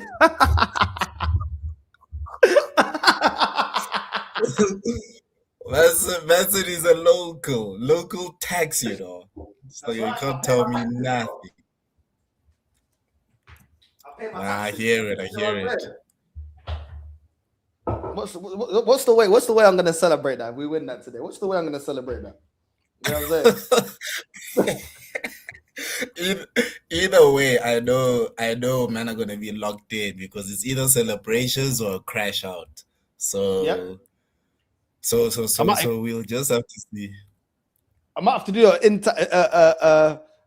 in real life. I need to find out where they're gonna celebrate, innit? You know what I mean? Because I'm new in town. I need to see where I'm gonna be celebrating with the Barca ultras, everything, bro. I swear down.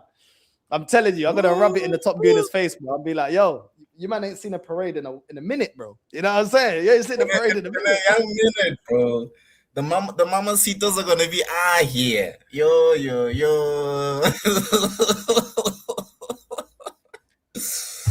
Hey man, do you plan on watching the game anyway? Where you gonna catch the game? Are you gonna be outside?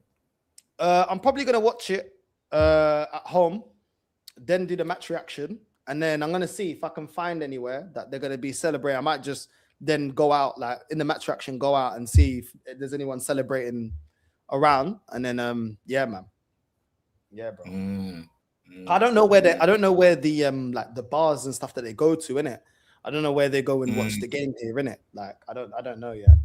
So okay. Yeah, we'll see. Okay, well, we'll see. It's gonna be it.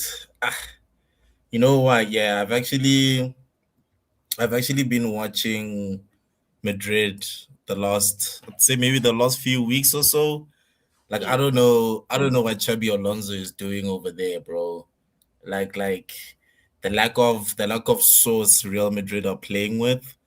I think Barcelona are clear favorites for this one. Barcelona at least have been looking good. to be fair to them. So yeah, we'll see, man. We'll see. Yeah, it's gonna be interesting. Don't worry, man. My team will get it done.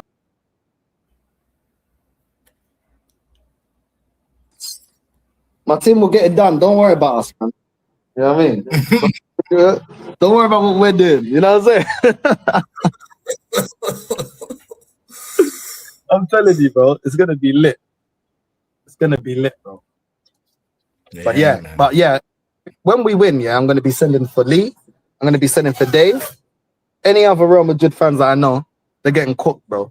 You know what I mean? You better not let us win this cup. I swear down. Us and everyone. Everyone's gonna be in the thumbnail. You know what I'm saying? They're gonna have to apologize to me.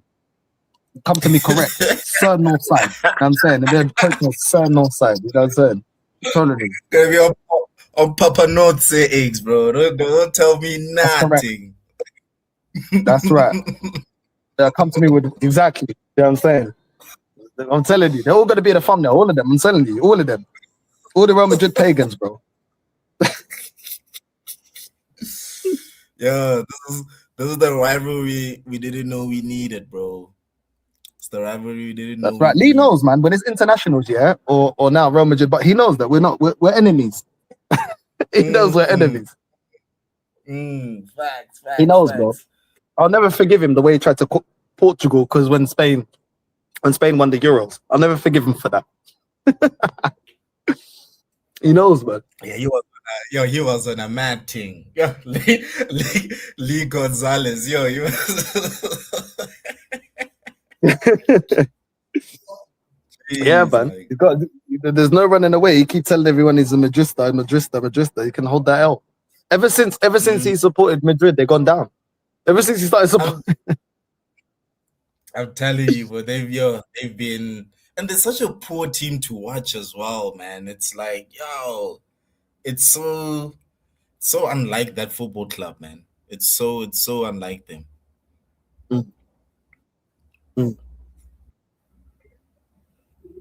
I just think they got a couple of overhyped players. I can't lie. Do you know what I mean? Like Vinny for me is very frustrating. Bellingham for me, mad overrated.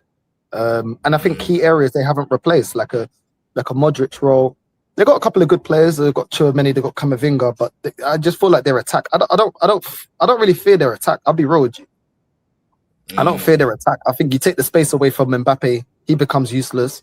Rodrigo and Vinny are very inconsistent. You know, they're very good on their day, but they can be very inconsistent. That midfield is incomplete, and the defense can get got at. So I don't really. Yeah, Madrid has got some good players. Obviously, it's Madrid at the end of the day. It's Madrid. You can't write them off. I'm not saying write them off. And their heritage is their heritage. And yeah, the aura was that club. I think they're the ultimate aura club. Do you know what I mean? Let's just be real about it. Tell me about it, bro. Tell me. That's why I was so desperate for Chelsea to sign Rodrigo in the summer, bro. Like it's literally aura points.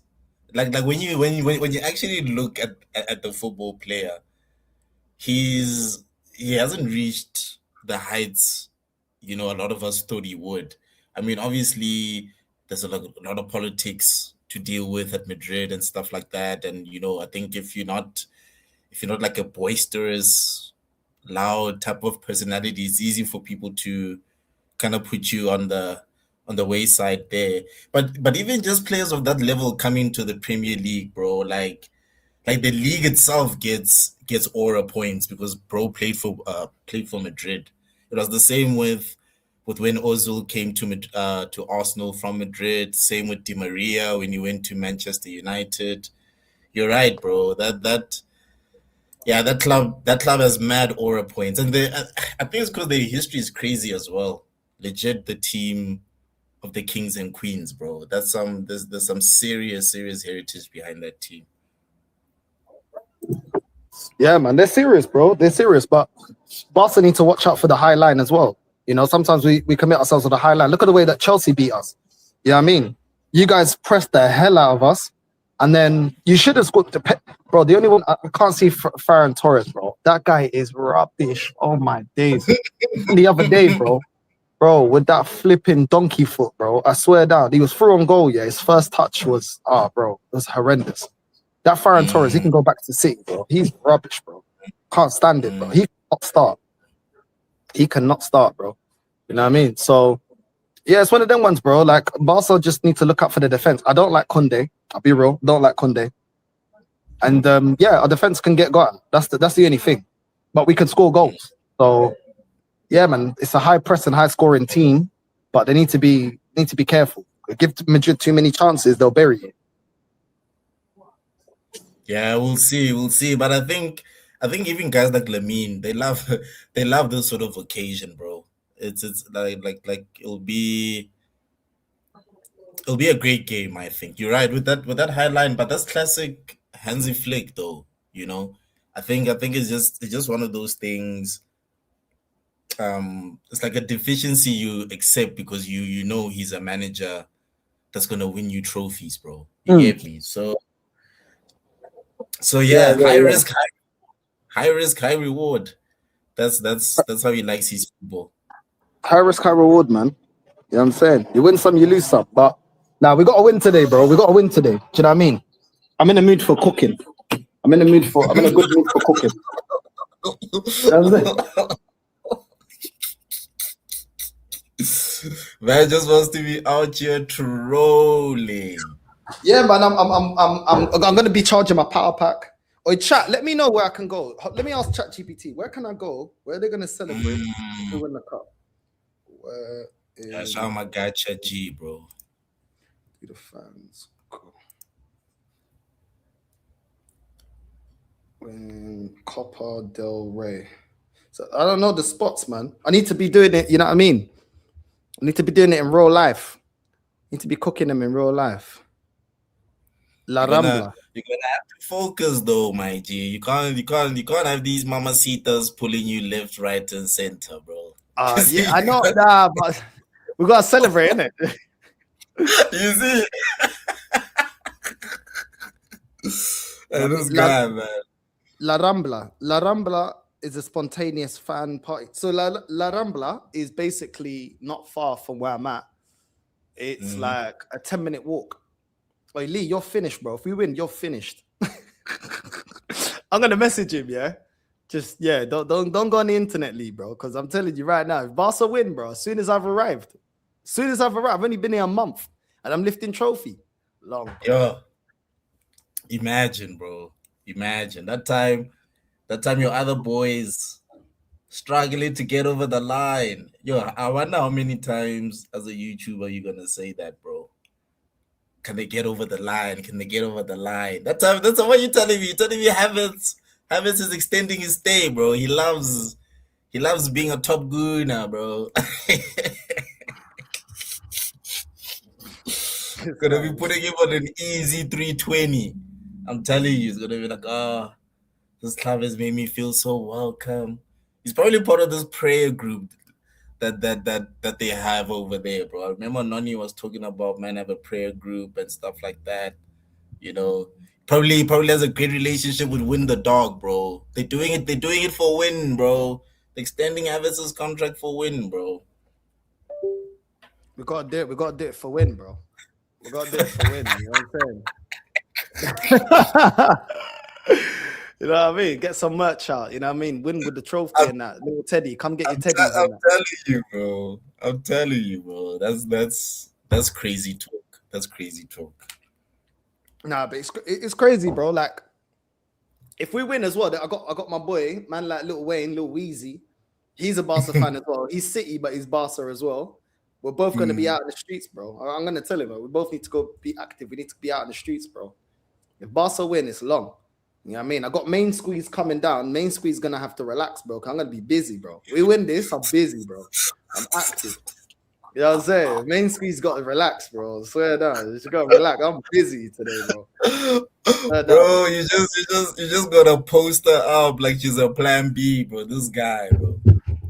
I'm telling you, bro. I'm telling you. Dave's head's going to be hot as well. Dave's head's going to be hot. I can't wait, man. So many people are going to be pissed off. Yeah. And Dave has been pissed off with Madrid this season, bro. This might just send him over the edge, bro. He's been tweaking. He's so entitled, man. Like, what does he want? They've already won so many trophies. He's entitled, bro. Like, relax, man. You can't win it every year, mate. You know what I'm saying? Yo, yeah, so what you saying, man? Hey, listen, I just came by to say hello, you know, that much. I didn't know you were still alive, you know? I swear Hey, down. big up, I didn't know you were What still you think? Big up, Kaken. What are you saying, bro? For the chat Listen. and chill sake, you gave me. But that's what Northside does, man. He waits for us to come so we have to talk about Chelsea, bro. Listen, we're not doing that well. Yeah, no, so all I'm saying is you lot playing the pompies or whatever they call them. You better not get pumped today, bro. You get me? We've seen what that Macclesfield done yesterday. You know what I mean? Why are you trying to ruin my mood, bro? If you're gonna ruin my mood, don't click the link. If you're gonna try and ruin my mood, don't. I click the link whenever I want. You know that one. Yeah. Hey, nah, but you know what's funny, yeah?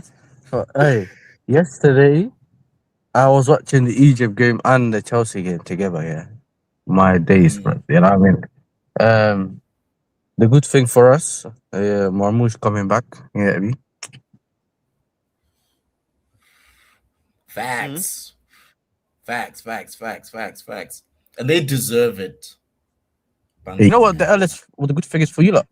And Mbeumo and Ahmad's coming back, and they're playing City, innit? So it's gonna be calm. But in general, though, what's it called? Our game. You know what it is? What I liked about our game, we just moved the ball quick, bro. You get me? It was essentially all one touches. The whole game, bro. It was just one touch football. Certain players have looked better than they looked under Maresca, but this is only one game, innit? You know what I'm saying? Too early to call anything, but we'll just see what is now. It's just about, for me, it's just about man management. No, his game management. What is he gonna do in the bigger games? Is he tactically flexible? You know, those things. It's all unknowns, bro. This is what I gave him to the end of the season, yeah? And I'm like, bro, I need to see something, bro. If I don't see anything, you might have to go and join Maresca in the summer.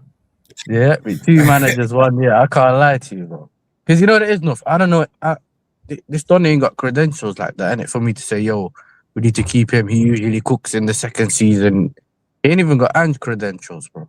You can't do that. So I'm giving him the rest of the season. But inshallah, he gets me top 4 in the trophy. You know? Hey. Yeah. After that, we'll see, innit? After that, we'll see what he does. But I think his football, obviously he knows, you know what's mad? He knows Delap from Hull. He knows, he's the one that managed Andre Santos. So he knows about Andre Santos when he was at Strasbourg. And he's been playing him ever since. And he played well, obviously, and he played Hato yesterday. I told man, innit? Hato's not a scrub, bro. You see what? And you know what's sick as well, Keke, yeah? He's playing our fullbacks in the half spaces. You get me? They won't blame Maresca for that, but even this manager does it. Yeah, you know. Yeah. Everyone's looking in the crowd, seeing if they can see Maresca somewhere, bro, managing the play there. But I swear that. But in general, it kind of worked out. We scored all the goals. We looked threatening. I know it's Charlton North, yeah, because I know someone is gonna mention that. But you know, sometimes it's not even about the opponent. You just look at what are your players doing, the intent.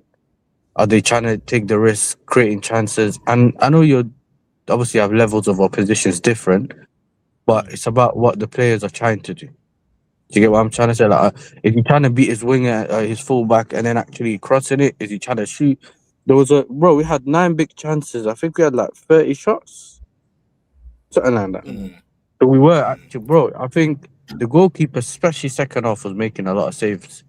So, especially that second half, he turned into a little demon. Yeah, that could have easily been 7 or 8. But besides that, I've seen like good stuff in it. But I'm just trying to see now what he's going to do against you lot. What's he going to do in the season and when we get a bit of pressure now? Because I can't lie, he's doing all the nice talking. You know, I watched the press conference. You know what I'm saying, bro? He's talking really nice. I'm thinking, yo. You know, it's moving like Mourinho when he first came in, without the chest, because he didn't want anything.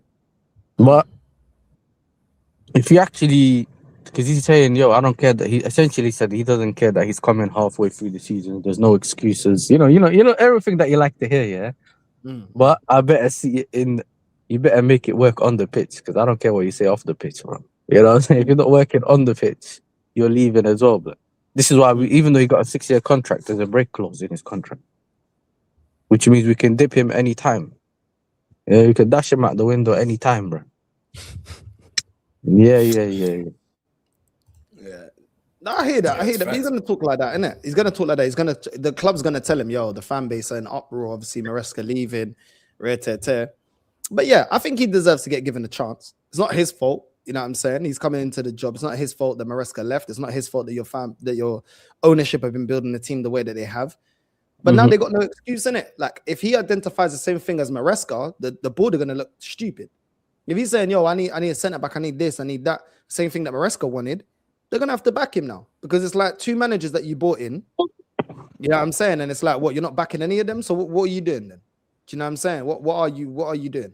Like we don't know, innit? But at the same time, I think the way you guys played was very good. I think the intent, I agree with you, the intent of the way that you're playing. Obviously, the big test is gonna be against Arsenal. To be fair to him, as long as you put in a good showing and you try and go for it, if you show the same intent against Charlton in a cup game, there's only so much you can really get at him. Let's just be real. Your team ain't complete. There's still certain players that are not of the level. So you can't take all the blame, but the way he sets you up in the intent, he can definitely, you can come out there and say, yo, he's just come to the team. We played well. We gave ourselves a good showing. We tried to go for the kill and tried to win this trophy. Cool, he hasn't got over the line. But then again, like at the end of the day, to be fair to him, he's under the same circumstances as Maresca. So there's only so much he can do. Part of it's now on the ownership as well. You know what I mean? Maybe in January they give him maybe a signing. I don't see why not. Give him a signing. You brought him in. Yeah, but enough. That all depends. If there's, what did they say? If there's a market opportunity, bro. You know what I'm saying? That's what they said, bro. If they see someone and they think it's a good price, that's when they will get it, bro. Why do you think everyone's cooking Supreme Leader Egbali, bro? You know what I'm saying? That's why everyone's cooking him now. Yeah, but so he's he is a good market opportunity though, and he's not going to cost an arm and a leg. You know, so I know it's not if you don't watch everyone's content here, but when I first saw the news from David Ornstein here, you know what my first thought was? Why is Arsenal linked to another defender? What, are they going to move him in at centre back and then move Gabriel up front? Like, what's going on here? We need him more than you lot. Like, do you get what I'm saying? We should be going in for him. But then I spoke to Joe yesterday, and he said to me, well, there's essentially almost no chance of him coming back to Chelsea because of how we treated him when he was at Cobham. Yeah. So essentially enough, you know what really happened? We chose Saliba over him, innit? And then we sent him away. And now we're trying to bring him back. You know what I'm saying? You got rid of your ex and now you're trying to bring her back years later. That's essentially what we done. You know, that's the problem. But I'm saying, look at what, bro, we do need a player, innit?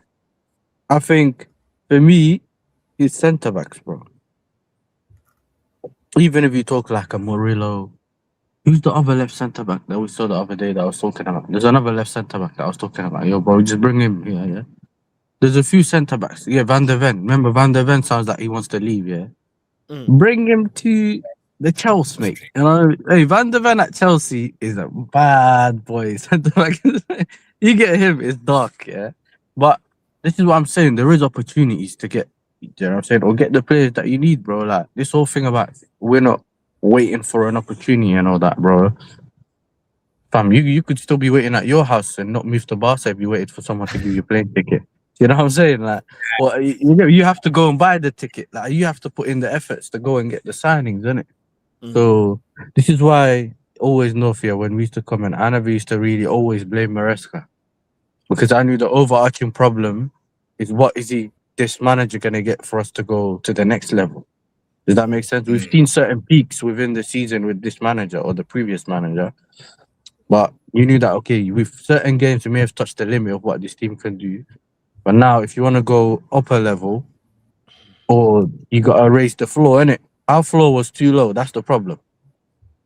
It was like the museums, bro. Like, the floor's low, the ceiling's high, bare high, and then we always go in between that. So I'm saying, raise the floor level so the base level of the team isn't that bad, innit? Which it goes down to like a Badia shoe and the Sassy, or Tosin and the Sassy and that. Well, that you get it, where you can't really have problems in those parts of your centre back pairing and stuff like that. But Yeah, I think like this guy's saying. I said that. I said if Arsenal get Guehi, it's only because they don't want everyone else to get him. That's still a bad man move. You get me? That's like buying a car because you don't think your neighbor wants to. You don't want to. You don't want to get your neighbor to get it. Like you go. That's dark, bro. But I get Sometimes you it. just Like gotta you're go for fighting for opportunities, something. though, innit? Like sometimes you That's just gotta go for opportunities. Like when opportunities arise, you gotta take them because they're not always gonna be there on the table. This is why I said like Saliba being linked to Madrid. I was like, yo, you should have taken that because at the end of the day, when Madrid ain't gonna stand around and say, okay, well, Saliba. At the end of the day, they'll wait a year, maybe even two, and be like, yo, there's the next guy on the block that's performing. We'll go for him. We're not begging you to come. But they here, you know did what that I'm to Konate, North. Sorry, bro. Yeah, but remember they saying? did that to Konate. They were trying to get Konate. They looked at MDCs. They said, yeah, allow all that. You know what I'm saying? We don't need him. Yeah, let's go get a Hyson or something like that. Hyson, whatever his name said. Yeah, they went and got him instead. But the point is, like you said, make sure you get your opportunities. And you're right. That's what it is, man. Like I'm seeing certain opportunities I don't like though. Like I'm seeing like Nico Williams. Do you know what? With Arsenal, when I keep seeing us being linked to a player consistently, and I don't see no movement, I get secure that we're not gonna get the player. Like I've seen it so many times, bro. Like I've seen it with like Higuain, I've seen it with Benzema, Draxler, Husam. Like there's always these kind of players that we're constantly linked with, and we don't even move for. So I'm kind of cool on the Nico Williams thing. We were linked to Declan Rice for years, bro, and never happened. Now I know what you're saying. Like there's certain players we kind of knew, like, yo, we might not even get that. You know what I mean? So this is the thing. In the past couple of years, I always said that, yo, when it comes to my team, and Keke can tell you, bro, like with these sporting directors, you don't know what they're gonna do, bro. Yeah. We could wake up. We woke up to a Pedro Neto bomba, bro. One day, we didn't even know we were linked to him.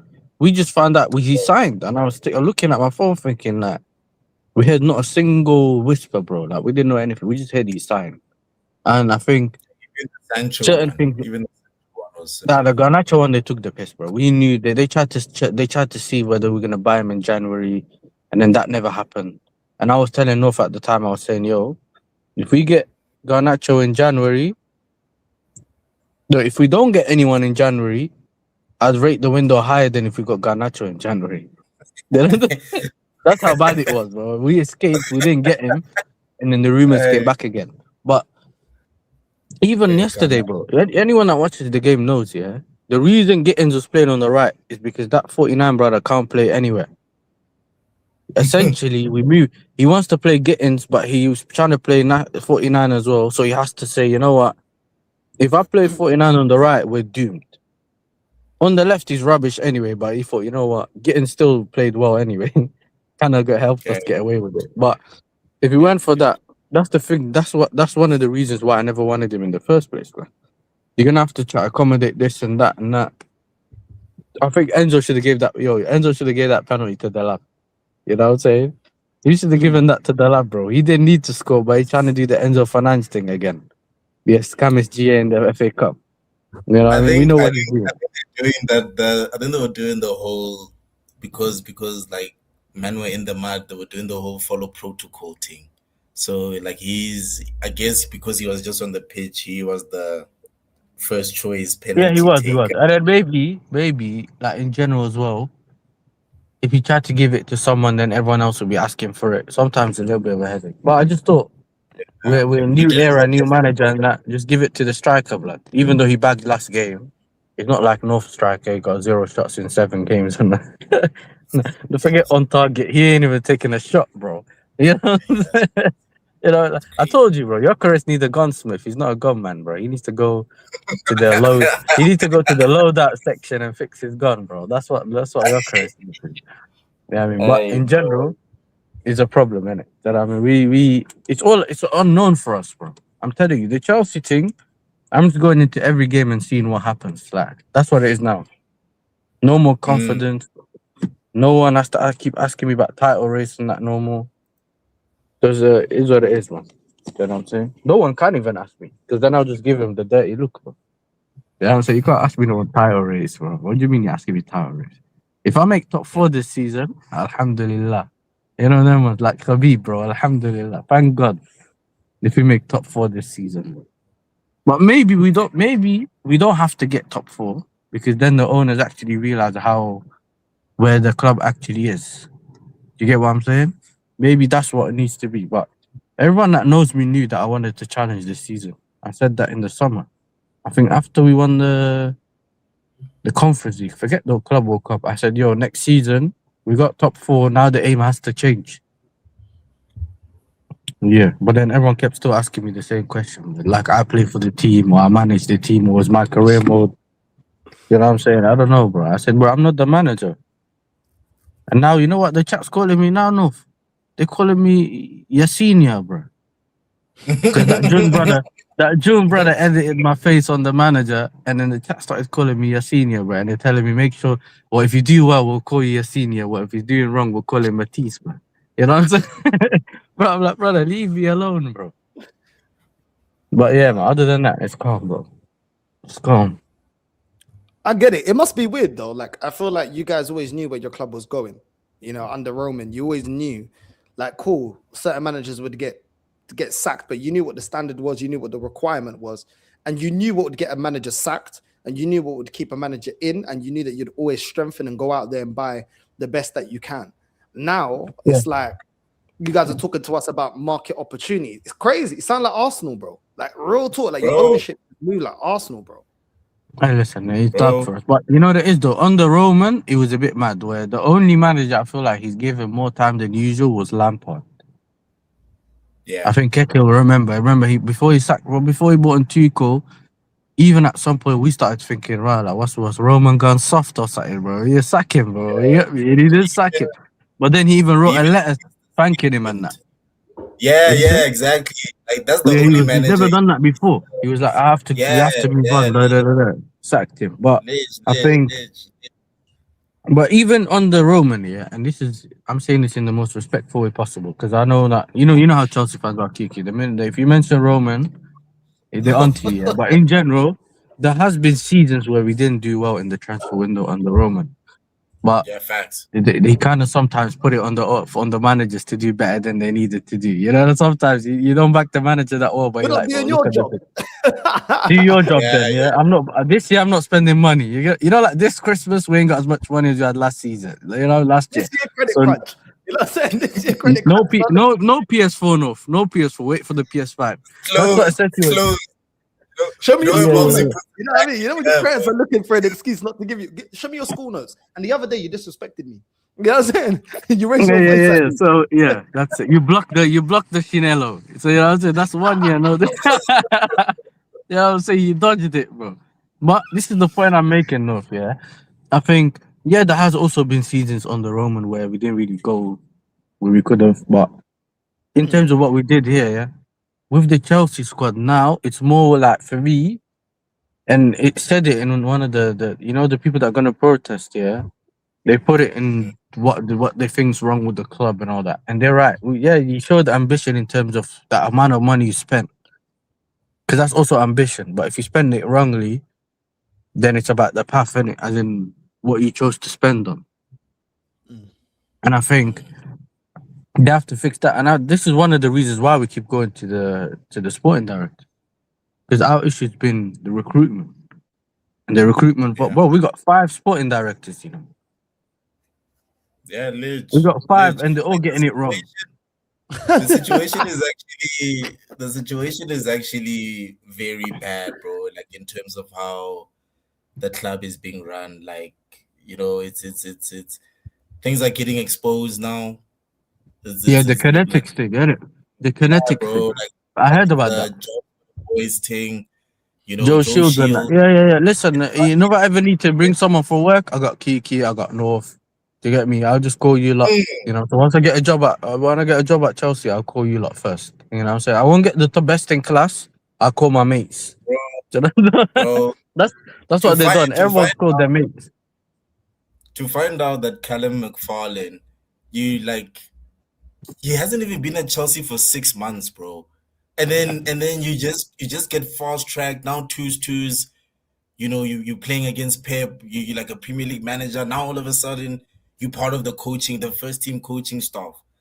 Whereas there's like the under 18 coach, he's been at Chelsea for 20 odd years. his assistant got promoted ahead of him, bro. And that's because that's Joe Shields' broski. And it's like, yeah. It's looking. We get it now. It's looking Exactly, we bad, get it. bro. It's a corporate thing. That's like how they move in the corporate world, bro. That's exactly what's Yeah, happening. bro. And it's mad. It's literally classic corporate. And you look at the players Joe Shields has gotten outside Yeah. of Estevan. He didn't really scout anyone else. Palmer. He's got Palmer. He got the City boys, bro. Joe Shields got the City yeah, he boys. came from City like Palmer, Lavia, Gittins as well. These are players he's known from past relationships and shit like that. It worries me. It worries me. You know what because it is with Joe Shields? I'm telling you, KK, yeah? You know what Joe Shields reminds me of? You know when, I don't know what, I was one of them idiots that used to do my homework the day before or the night before. That's what he does. He doesn't do anything the whole 2 weeks when you have time to do your coursework, yeah? And then the night before, he just called City and was like, yo, you got that player? Yeah, okay, cool. Boom, boom. You know what I'm saying? Here you go, you got Gittins. Or you got Palmer. You know what I'm saying? Last minute, bro. He just went ChatGPT, got his work done, and you know what I'm saying, uploaded it, bro. That's what this guy's on. He's not doing anything, bro, the whole season. And I think the Win Stanley guy, listen, I told people before, yeah, everyone keeps telling me about the eye test, but there's something about people with glasses know about eye test. You have to get your eyes done, checked every year or every 2 years. If you don't get your eyes checked, that doesn't mean that your eye test is working. And that's why he tried to get Garnacho, bro. You know what I'm saying? Kept telling us the whole window he sees something in him and on that. But I don't know what you see, bro. Like, you know what I'm saying? I don't know what you're seeing that we're not seeing. The ball, I was watching your game. Every time he touched the ball, he was getting booed, bro. Every time. They were and brother, like, bro, you see, every time he touches the ball bounces up. I don't know how that works. Like, he has to control it 3 times. And then he had that shot where he missed. You get me? And I'm like, brother, like, what shall we do? Even Pedro Neto came on and just bagged. I was like, oh, cool. You know, it is what it is then. You know, But even him as well, like both him and Garnaches, bro. Garnaches, he dribbles like both his shoelaces are tied together. I've never seen someone like you dribbling. It kind of looks like you're falling, but not really. And then the ball just squirms away. And just like, yo, bro, like... Yeah, but that's not dribbling, though. I told you this before, KK, man. Not everyone can dribble. Some people ball carry. You get me? That's when you just kick the ball. You kick the ball and chase it. That's kind of... People sometimes think that's dribbling. That's not dribbling, bro. You get me? And this is why I always see him just chasing the ball. And then he's chasing his touch. Then he's doing... Bro, I've seen him get tackled because his first touch was bad. Yeah, brother, the players think the ball's gonna be on his feet. By the time they go to take the ball, they're taking him out instead, bro. You know what I mean? That's what. But pressing trigger, bro. With him, it's dark. But this is why I always said our front 3 or our 2 wingers should be Estevan and Gittins. You know what I'm saying? And if you're gonna play Palmer in the 10, that's cool. Or you can have Palmer and Estevan interchanging, innit? I think you can't go wrong with Gittins. Like, you can see that he's the player there, it's just confidence. I think yesterday he looked confident. But I was saying this yesterday about Garnacho. How can you not beat, like, was it Championship or League 2 opposition? So I can't even say that that's his levels. That was slightly above his levels. You know what I'm saying? You know what I mean? Those players were slightly above his level, blood. And it's dark. But this is what I don't... This is why when some people are saying, yo, did Iqbali pick the lineup or did the manager pick the lineup?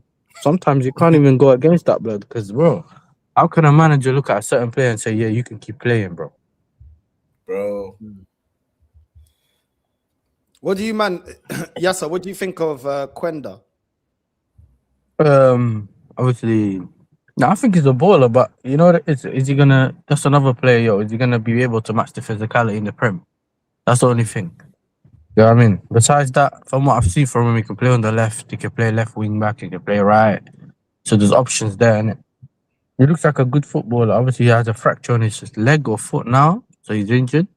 But you get me? Hopefully, you don't come in and start doing the Jokeres thing, because he look good there, fuck. So we don't trust the Portuguese league no more, no. I'm sorry, bro. Hey, you know, it's squad everyone, you know. Now I know why you don't do weekly watch-alongs. Yeah, if you do weekly watch-alongs, it's dark, bro. Every week your team's beating everyone, bro. We gotta get paid, bro. We gotta get paid. You know what I'm saying? You know what I mean? And don't tell me that there ain't been frauds from the Dutch league as well, man. You know what I mean? This is the right message, wrong messenger. You know what I'm saying? Don't tell me that there ain't been a lot. What about the Dutch league? Suarez came from the Dutch league. Zlatan came. Ericsson came from the Dutch league. Yeah, you know what I'm saying? Man's talking like Nani didn't come from the Portuguese league. Rui Costa, Carvalho. You know what I'm saying? Ronaldo. That's when he was still in secondary school. Do this, yeah, you can't you do were this with secondary league, school. Yeah, but that's secondary school. I'm talking about Suarez. Where did James Rodriguez come from? I don't know. I saw him the first time in the fucking World Cup.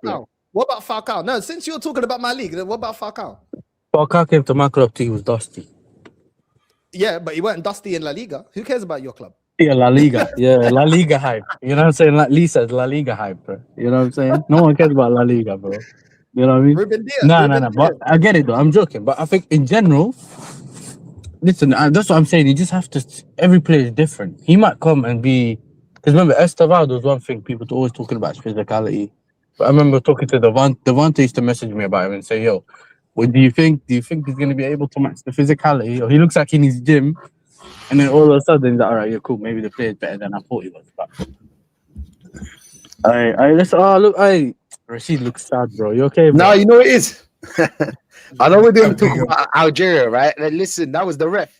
That would have been a penalty, Rob. I told you, Top Gooner. Wallahi, Top Gooner, Rashid is here, bro. No. I'm level-headed. Since he put the level in his name, that's it now. That's it. Yeah, he changed, bro. You don't know if he's deceiving us, you know. He's trying to make everyone think he's level-headed, and then he's sniffing in the Top Gooner stuff. Rashid, we like Rashid that was on the bike. All we can hear is the wind. He's outside. You know what I'm saying? This one's level-headed. He's at home. You couldn't hear the Top Gooner stuff. You missed that to the wind noise. You know what I'm saying? Hey, I'm telling you though. Listen, I watched the game. Even the people in the crowd were doing the money sign, bro. Yes, I felt like that's what made me laugh. Sir. You know how we are. Algeria all Top Gooners. Do you know what it is?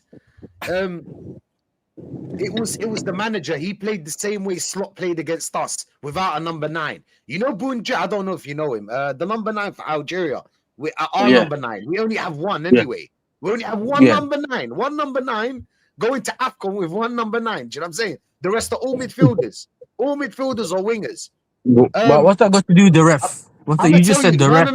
I'm telling you all the things what happened. You're getting their context. I'm getting context. You know what I'm saying? Yeah, let me tell you this though. Before you go, Rashid, yeah, Zay was saying, "Bring me Algeria with chest before the game." We will smoke any team if this manager, bro. I want him out, obviously, but he's gonna be out. He's gonna be sacked.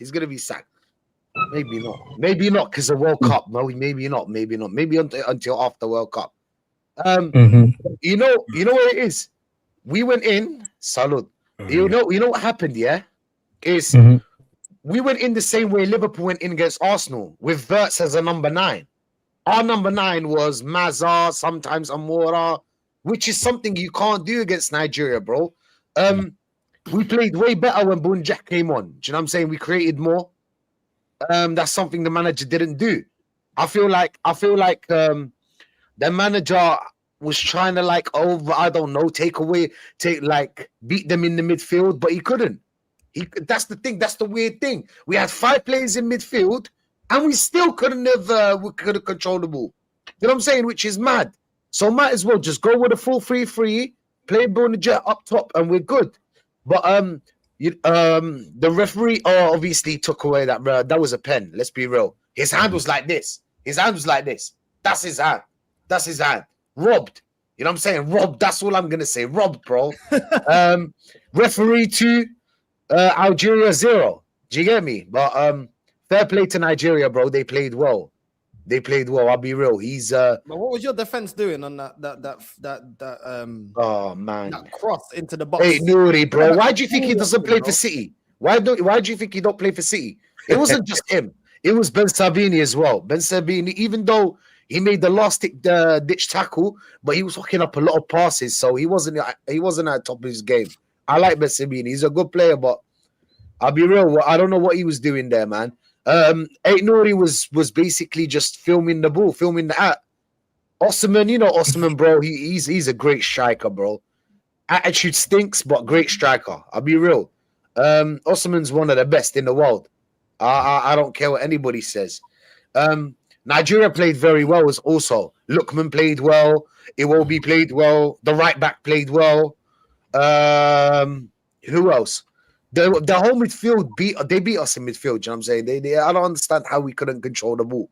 I just don't understand how we couldn't, bro. But it is what it is. It's football, I guess. You know. The referee, you know, we're playing in Morocco. We've got beef with Morocco, so it kind of like, you know, when you think about it, when you use context, the referee, you know, he was like they were saying that's what they were. I think, and listen, if they gave us that penalty, it would have been a different game because we just started the game. It was 10 minutes in or 12. We scored out. Different story. Nah, look, Zay. Look. Nah, I'm not having it, bro. We were playing in Morocco. You know what I'm saying? We're playing in Morocco, yeah? And we've got beef with Morocco. Bro, do you know to go to Morocco, you need to go to Tunisia, get another flight to Morocco. Do you get it? So you're in Algeria, say you're in Algeria. You have to go to Tunisia and then go to Morocco. So there you go. That's text, bro. Context, sorry. That's context, bro. Nah, man. Nah, I swear, if they gave us that penalty, different stories here. Different story. I know you, man, not understanding. Bro, it's like Liverpool. They had no number 9. That's why they couldn't create. Yeah, you can move the ball quickly or keep it in the midfield, but you're not creating. You know what I'm saying? Because you don't have that number 9, either to keep the defenders busy or to make those runs. We didn't have anyone. So, listen, man. It's not being the top gunner. It's not being the top gunner, bro. It's not being we have a top. Listen, we have a great squad. Let's be real, man. We have Mazza's better than Ødegaard and Eze in one. You know what I'm saying? We have so many ballers, bro. Like you'll see. Amora as well. He's a baller, bro. You'll see as well. Listen, man, I just don't know, man. I just don't know. But props to Nigeria as well, man. Like I said, like Nigeria really balled out. Nah, they really balled. Top Jezeri. Now he's a comedian, innit? Now he's being funny. He's being funny now. Yeah, he's got jokes. Funny guy now. Yeah, he's a funny guy now, innit? He's making jokes. Yeah. He wouldn't be You like know what? this. Yeah, you know what? Obviously, it's your nation. Did you watch it's the different game? when it's your nation, isn't it? But at the same time, you said that you guys are gonna win it. We're Yeah. expecting you at least to get to the finals. You're defending. No. this score. Obviously, I only saw the highlights, innit? You watched the whole game. Mm. The way that they were playing past your midfield, you already said your midfield lost that battle. But then the crosses in the box, even the through ball for the second goal, bro, like it was on a plate. Like your centre backs, what were they doing, bro? Literally ball watching. Every single time I saw it, when I see it in the highlights, it's just ball watching, bro. I can't lie. The defending's poor, bro. You can't defend like that. You can have ballers like that, but then you're gonna have to make it up in the other end, innit? Amora, I like that guy. I think he's a very good striker. But Mahrez and Amora have to score the goals to account for that leaky defense. And when you don't, that's the problem. You know what's mad, North, yeah? We had 5 midfielders in that midfield. 5. And they still played through us. You know what I'm saying? It's crazy. You see how Arsenal couldn't play through Liverpool? Because you got Wirtz, and then Wirtz kind of like, drops back into the midfield, and then it's just congested. We tried to do that, and it just didn't work. I think the manager was just watching Liverpool out Arsenal, and he was like, you know what? Yeah, I'm gonna play like slot. I'm gonna put Wirtz up top. That's what I'm gonna do. I'm gonna put Mazza up top. Do you get me? Like it's. I'll be real. That manager, man. Like, there's 2 changes you have to make. 2 changes you have to make. The striker, you have to play a striker, bro. In AFCON, you have to play a striker. You're not Barcelona. You're not gonna create. But do you know what I'm saying? You're not Barcelona. You're Algeria. Do you know what I'm saying? Like, you need to play a striker. I'll be real. It would have been a different story. They would have beat us. Luis Garcia, they would have beat us if they had a critique, even any striker. It would have been a different story. Mm-hmm. See, the problem is that no. They're getting on to you, bro. This what happens, bro. This chat will cook you for anything. Your nation, your club. I said this chat. Anything, bro. There's no prisoners. Bro. These men were taking the piss out of me, yeah, when Portugal lost, bro. I'm telling you, when we lost to Morocco, they're taking the piss out of me. You know what I mean? And then Lee redirected it, and it was just Spanish flags and the whole thing. I was like, these bastards, bro. You know what I'm saying? There's Spanish flags everywhere. There's no mercy here, bro. There's a lot of there's a lot of people from Algeria are still believing in this man. I don't know how. I just don't see it, bro. I just don't see it. He did what he can. You know what I'm saying? We've got a good team. That's the thing. We've got a brilliant team. Might as well get a good manager. Do you know what I'm saying? We need him out. He used to coach Switzerland, but they never played like this. I never seen them play without a striker. They always had that. Well, what's his name? That guy that used to play in Germany, Borussia Dortmund. Borussia Mönchengladbach. I think he played for the Switzerland striker, Black brother. Oh man. Yeah. Anyway, that guy. Bolo. Yeah, but exactly. He used to always play. Shit. He always used to play him. He's trying to play Mazza in that number 9. Like, come on, bro. Have you lost your mind? The biggest problem with you guys was the injury to my guy, the kid from Marseille that's really fucking good, Guehi. If Guehi starts, you guys win because he does the hold-up play to not allow the attack to destroy that midfield. The other problem you guys have is Benzabaini is a dog shit fucking center back. He's a left back that was originally at Gladbach, was a left back at Dortmund, and Dortmund's now trying to convert him to this center back in a back line of 3, which he just doesn't work. And same thing with Ainori. He just doesn't defend at all. So that's you're already down a man with half of your defense not being capable of properly defending. You know what's mad, Gianni? Yeah, before the goal, we made 2 last-ditch tackles. One, Nouri. I don't know if you've seen, if you watched the game, but one, Nouri. He caught him with a last-ditch tackle, and the other one was Ben Sabini. It was a last-ditch tackle as well. You know what I'm saying? Like, I think it was a corner set piece. Mm-hmm. Do you get me? Do you know what's mad? He wanted to overload the midfield, but we still didn't control the midfield. Mm-hmm. That's what I don't understand. We had 5 players in that midfield. And they were playing through us like, well, it was like a knife through butter. Straight away. Look, man, they balled out. I'll be honest, man. The whole team, the whole Nigerian team balled out. Lookman was on a mad thing, bro. Lookman was on a mad thing. Osman could have scored way more goals. He could have scored way more goals. Osman was a menace, man. That number 22 as well. Listen, man, I don't think he's going to do anything in the World Cup. Oh, he can't be playing like this, bro. He can't be playing like this. He didn't qualify. Oh?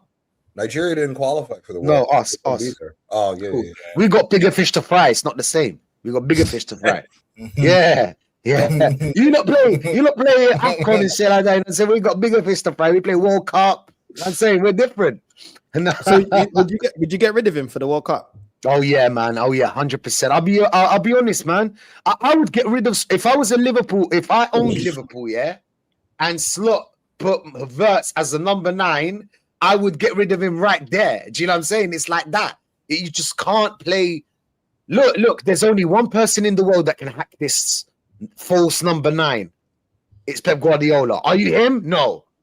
Yeah. So because you're not him, play no, bro. Please play the full 3-3. We won so many games. You saw us ball out. You saw us ball out against Sudan and them in them teams. Oh, but it's not the same. Nigeria, a way better team. Yeah, but we had structure. We had a system. Do you know that we created 0 chances the first half? 0 chances, bro. With a stacked midfield. We were playing 5-5-0. That was the formation, 5-5-0. Do you get it? I would get rid of him, man. But I don't think he's going before the World Cup. I'll be honest, even though Algeria are harsh, in Algeria, there's not a lot. They don't give you a lot of time.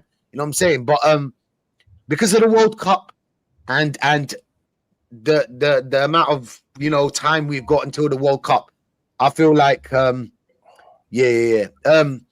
feel like they're not going to get rid of him, bro. I'll be honest. They're not going to get rid of him. But me, 100%, bro. That's criminal. That's criminal. Playing Mazza as a number 9 is criminal. I'll be honest.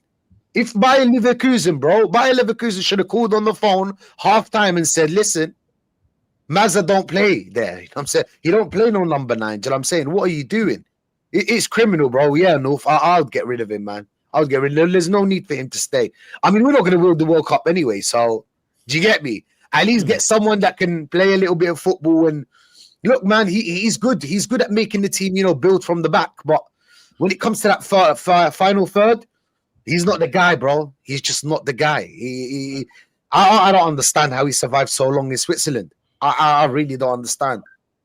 I know he had a couple of he used to win a couple of games, but I don't understand, bro. It was poor from him, man. You know, there's a way to lose. You know, there's a certain way to lose. Like, if we played Guehi, yeah, the number 9, our number 9. I know he's not the best. He's not the best, but he's good. He can hold up play a little bit, and that's what we need.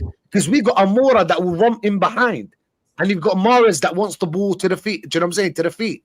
And then you've got Mazza that can move and do the roaming thing. Do you know what I'm saying? And the rest can defend.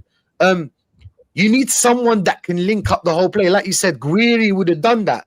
Do you know what I'm saying? Guehi's a baller, by the way. So underrated. But Guehi would have done that. So we needed Bounedjah to do that job. Because if you see us in the second half, when our number 9, the real number 9 came on, we were a different team. We created more. Do you know what I'm saying?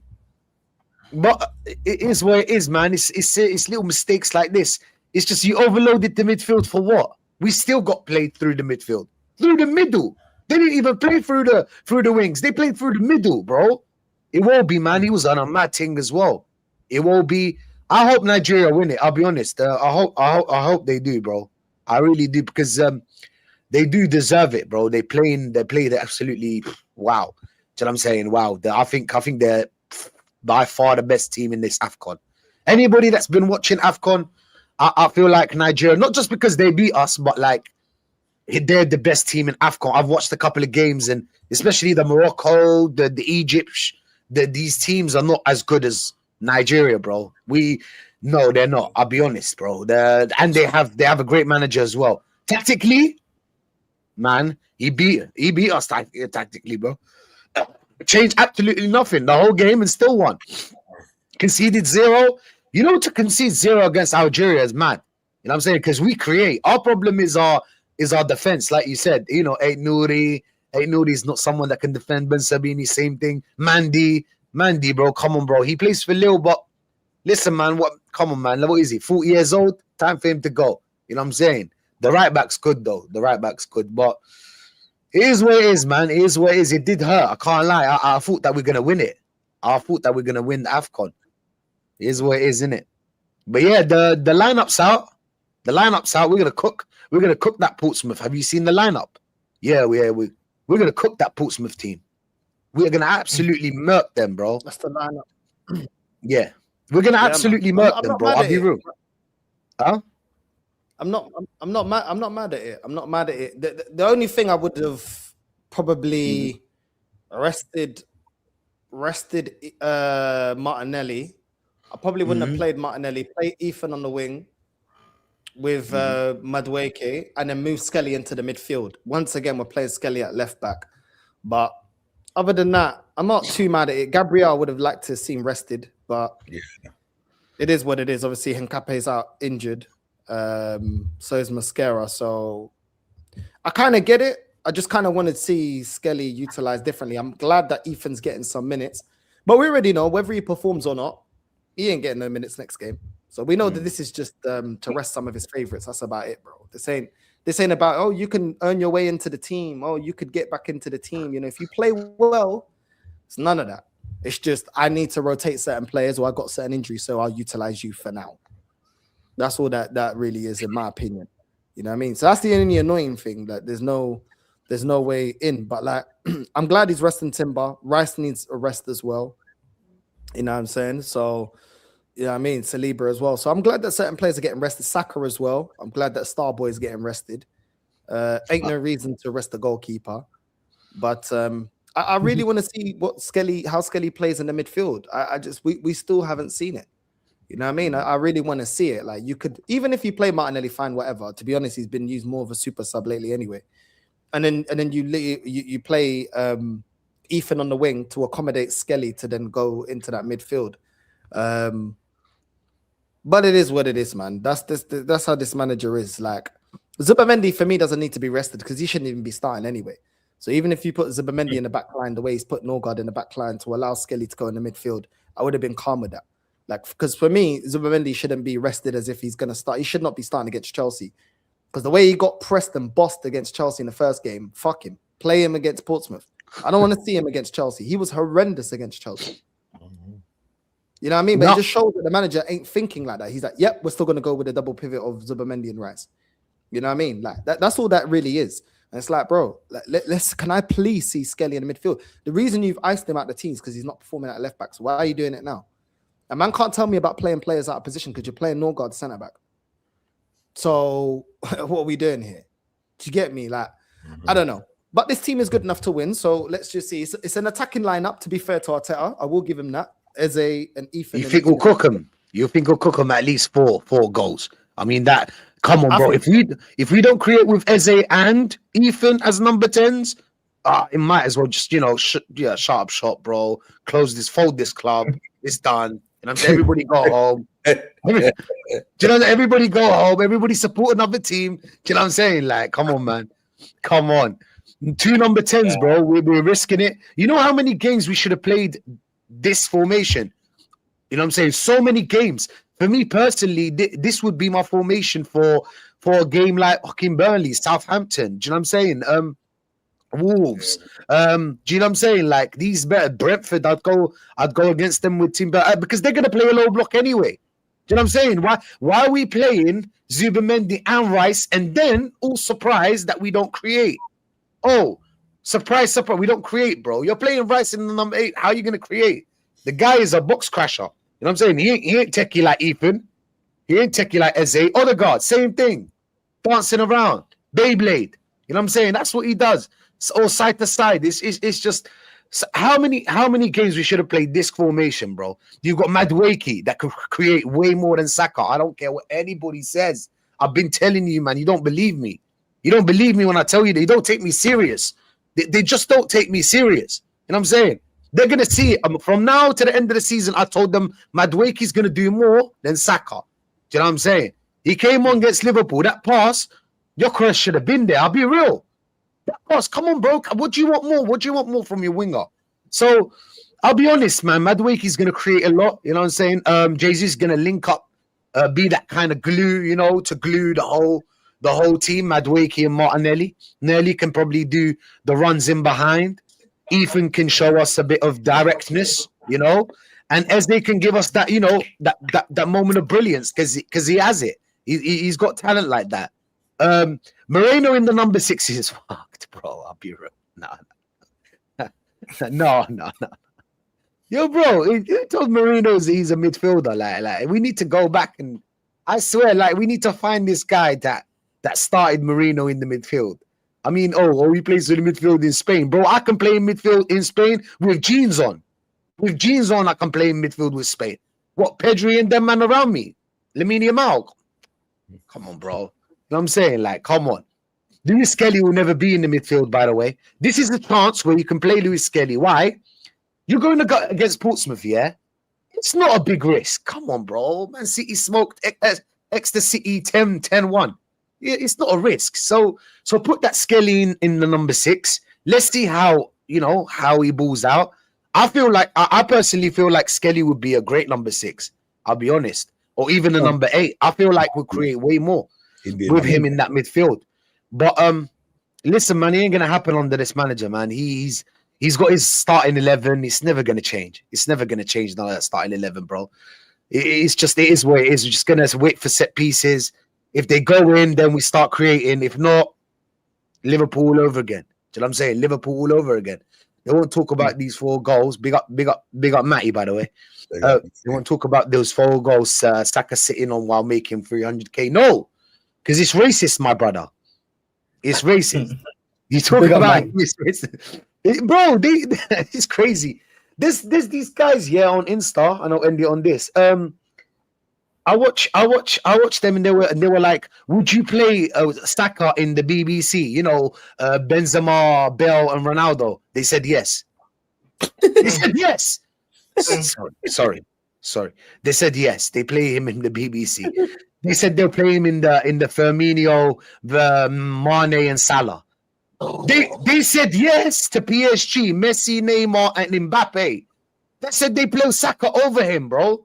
You can't take these Arsenal fans seriously. Do you know why? One time they asked them about Martinelli, yeah? If you would change Martinelli and a little bit of money for Mbappe. They said no. Howler. There is no way in any universe, in any kind of like any form of Martinelli, like throughout his whole career, he's never gonna be Mbappe. Never. You just can't take them serious, bro. You just really can't take them serious. I swear. Do you remember that one? They wouldn't change Martinelli for Mbappe. There is no. There's no version of Martinelli. They wouldn't change. They wouldn't swap Saka for a Prem. I'm like, what? What? What are you talking about? What are we talking about? Like, why would you not? Like, because he's going to win it with us in the future.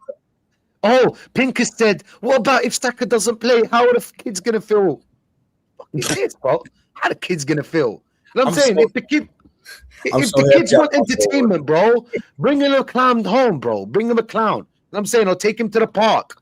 Or I don't know, Disneyland. You know what I'm saying? It's not Saka. Playing Saka is not going to change anything. Oh, man, listen. It's just tiring with these, man. I swear to God, it's tiring. But overall, man, I feel like we'll score a lot of goals with this team. I'll be honest. Today, I think we'll play very well. I think he'll be kind of like a Brighton. You remember against Brighton? I think it's gonna be like that, bro. I think we're gonna score a lot of goals. I think Jesus is gonna probably score, and then Jesus is gonna score. Then they tell us that Jesus needs to play. You know, Gianni, where like Jesus is back. He's gonna be our new number 9. They're gonna think that he's the answer. He's going to come back. He's not going to be the answer. And then Havertz is going to come back. He's not going to be the answer. And nobody's the answer for this manager. Do you know what I'm saying? And it is what it is, man. But yeah, man, that's my thoughts on it. I feel like we'll cook today. We better. I just got in. If they don't fucking play right, I'm going to sleep. I've been out all night. I'm fucking big up them fucking Chicago Bears beating them bitch-ass Green Bay Packers. So... We were out all night. We haven't beat the Packers since fucking World War II days in the playoffs. So we got tore up last night. So if they play boring, I'm going to sleep. I'm not even going to watch this fucking game. I reckon I'm serious, man. If we get another like Liverpool game against Portsmouth, I'm going to sleep. I'm going to sleep. I'm going to twitch me up a joint and go right the fuck to bed if that's the way that they're going to be playing this shit. Because I'm not watching that shit as stiff as ice. No. We only play like that when we have Rice and Zubamendi and Ødegaard in that midfield. It's just brother, the creativity is not there. Arteta's the manager of this team. He can make that happen no matter what. I mean, if we don't create with Eze and Ethan, come on, bro. Eze, Ethan, and Madueke. Eze and Ethan. Okay, let's just talk about Eze and Ethan. Come on. They got the talent enough to open up the low block that Portsmouth are going to probably play. Oh, they play low blocks against us. Of course they do. What do you think they're going to do? What do you think a team like Portsmouth are going to do? Of course they're going to play a low block. Man, these guys never played football in their life. I swear. Crazy. I feel like we'll create Gianni today. I feel like we'll create. Yeah, we should be creating, man. We should. But again, the game against Liverpool shows what's wrong with the manager. I mean, there's no in this game we basically got 2 number 10s with what Ethan and Eze can do. So they should be let go to go terrorize that midfield of Portsmouth to create.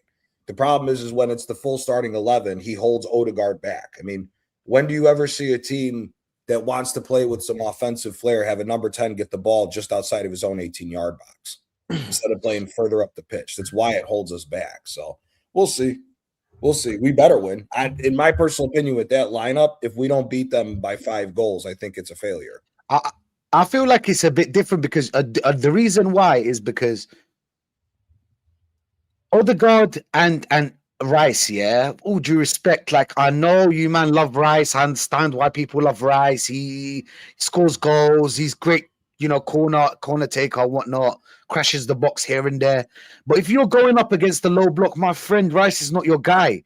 You cannot create with him. You can't create with Ødegaard either. Do you know what I'm saying? It's just it is what it is.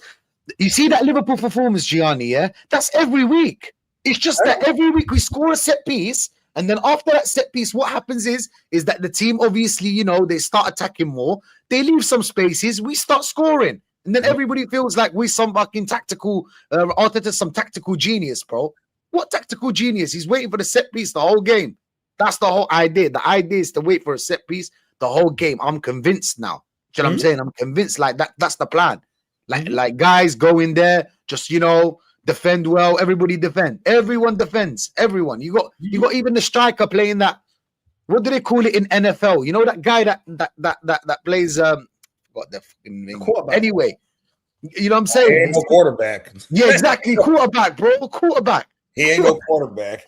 he got Gyökeres running this way. The whole quarterback run after the ball like a maniac, bro. He's just dead. But see, that's the thing. Don't you think Rice is playing out? I think Rice and Zubamendi are both playing out of position.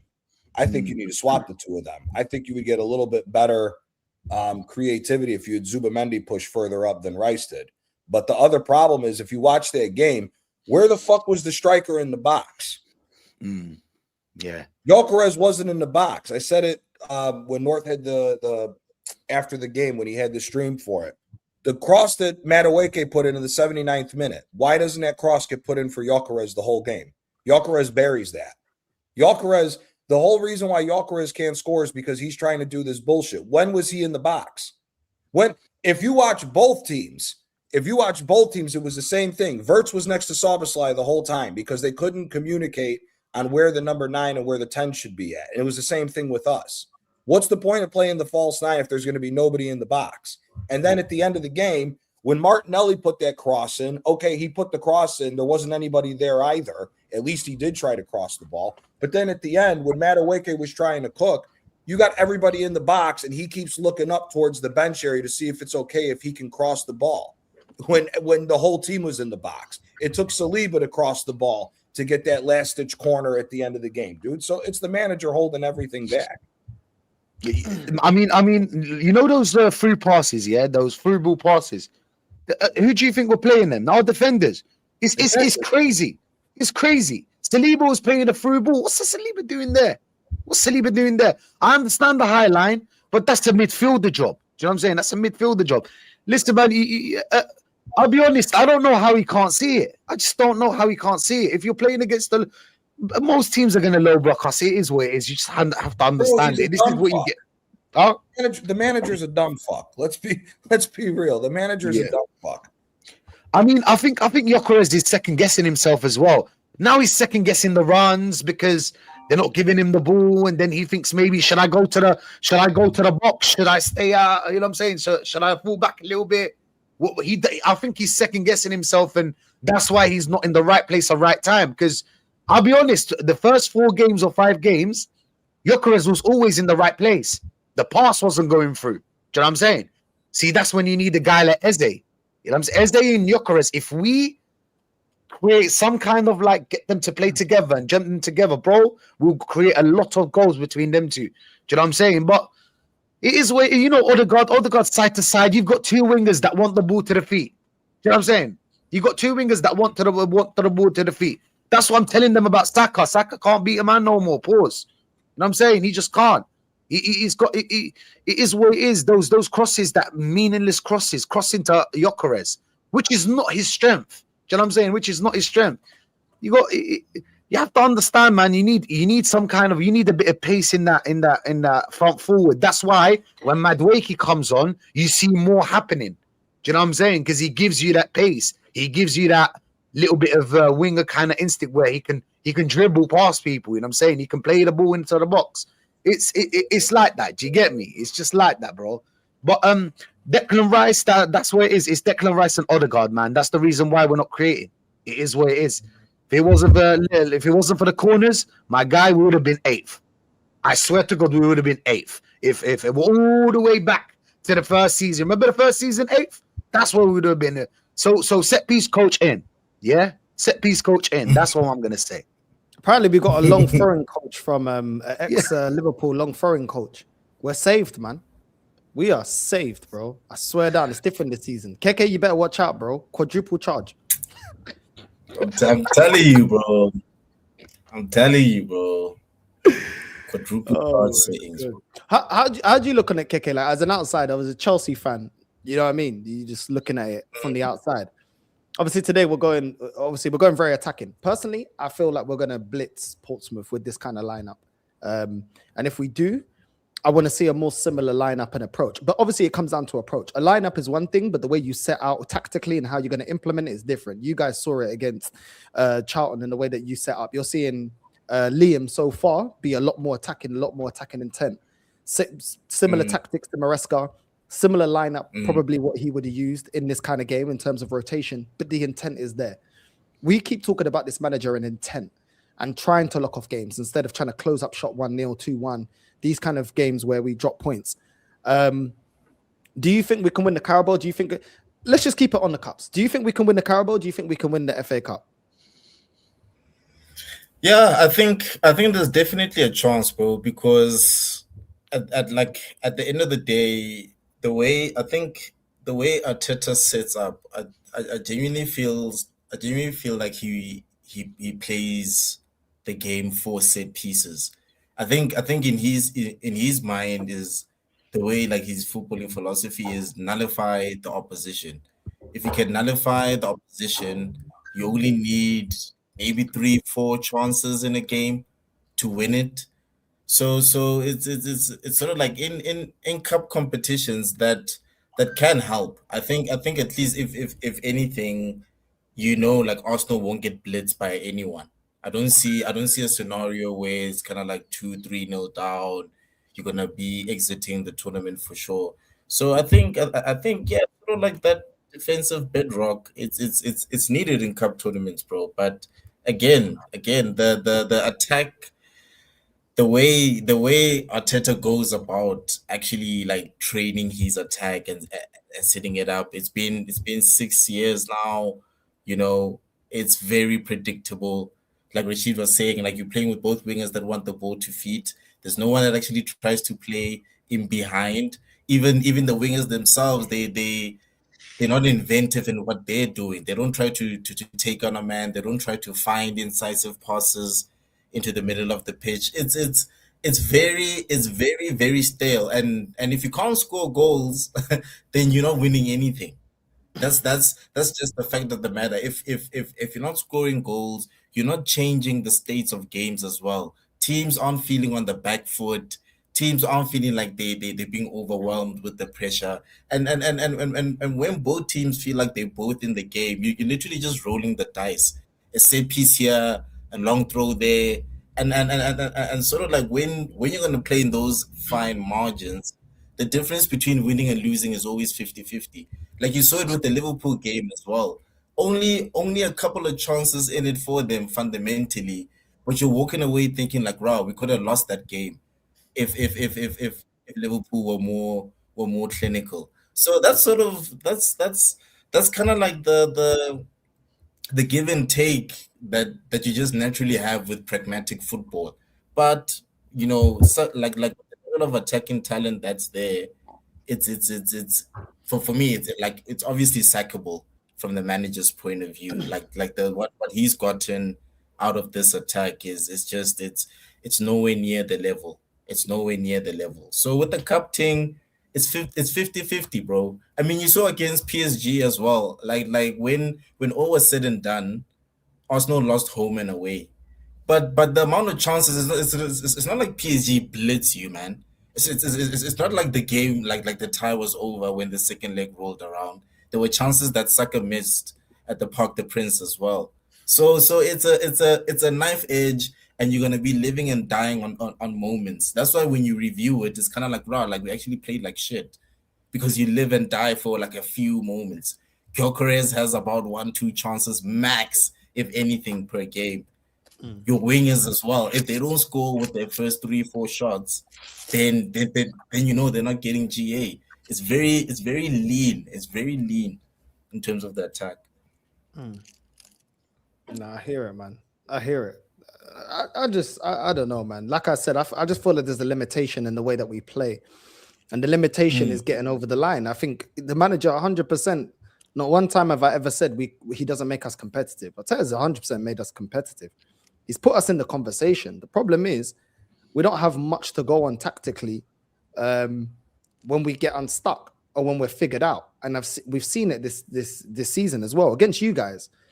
Poor in the first half. Yeah, I mean, you guys were Chelsea were much the better team in the first half. Second half, We were still struggling. We were still struggling in the second half, and it seemed like we were happy to have the draw. It wasn't like, okay, well, the game's swung now more in our favor, and we got the numerical advantage. Let's put them to the sword. And that kind of approach is just not good enough for knockout football and the crunch end of the season. And this is my biggest gripe with him. Like, this fan base want to give him so much props to get us in the conversation. We're supposed to be in the conversation. It's not like we've got here in peanuts, you know. They want to give this manager the props of like a Pochettino. And I always refer to Pochettino because I felt like that team wasn't built for success, nor was it funded to be successful. They got Harry Kane from us because we didn't care. They went and got Son that was doing okay in the Bundesliga. They brought him in. And a lot of the other players, they were getting the most out of him. Eric Dyer getting the most out of him. A lot of these players, he was training them, coaching them. It wasn't because they went out there and put money. We've made markers with this team. We went out there and broke our transfer record to get Kai Havertz. We spent big money on Havertz. We spent decent money on Jesus, and the wages is mad as well that Jesus is on. These are our top 3 highest earners. You know, we went out there and paid big money for Eze. You know, we've boosted Saka's wages according to his responsibility in the team. We went out there and invested heavily in this defense. How many goalkeepers have we brought in? Look at the money that we spent on the defenders. Even though our 2 centre-backs, we got them for decent money. But the expectation has to rise when the quality rises. You know what I mean? And they've become very good. Like, so once upon a time, we're looking at Gabriel saying, oh, he's a liability. He's become one of the best centre-backs in the world. Saliba's been looked at for Real Madrid. We went and got Ben White. He was holding it down. Then we got Timber thinking, okay, Ben White's going to be our main right-back forever. Then we go get Timber. Timber's holding it down. Yeah. We go and invest in Mascara and Nkape coming from the Bundesliga with a big reputation. You know, Ray is supposed to be an upgrade on Ramsdale. It's not like we've got here with spending peanuts. Yeah, we've been smart in the market in certain places, but we've spent big money. It's not like a Pochettino. So when I look at a Pochettino job and I look at an Arteta job, and I'm like, I'm not seeing no difference. If anything, I'm looking at Pochettino saying, in terms of a coaching job, he's done better in terms of getting to a European final. This guy can't even get me to a European final. And I'm talking about Europa.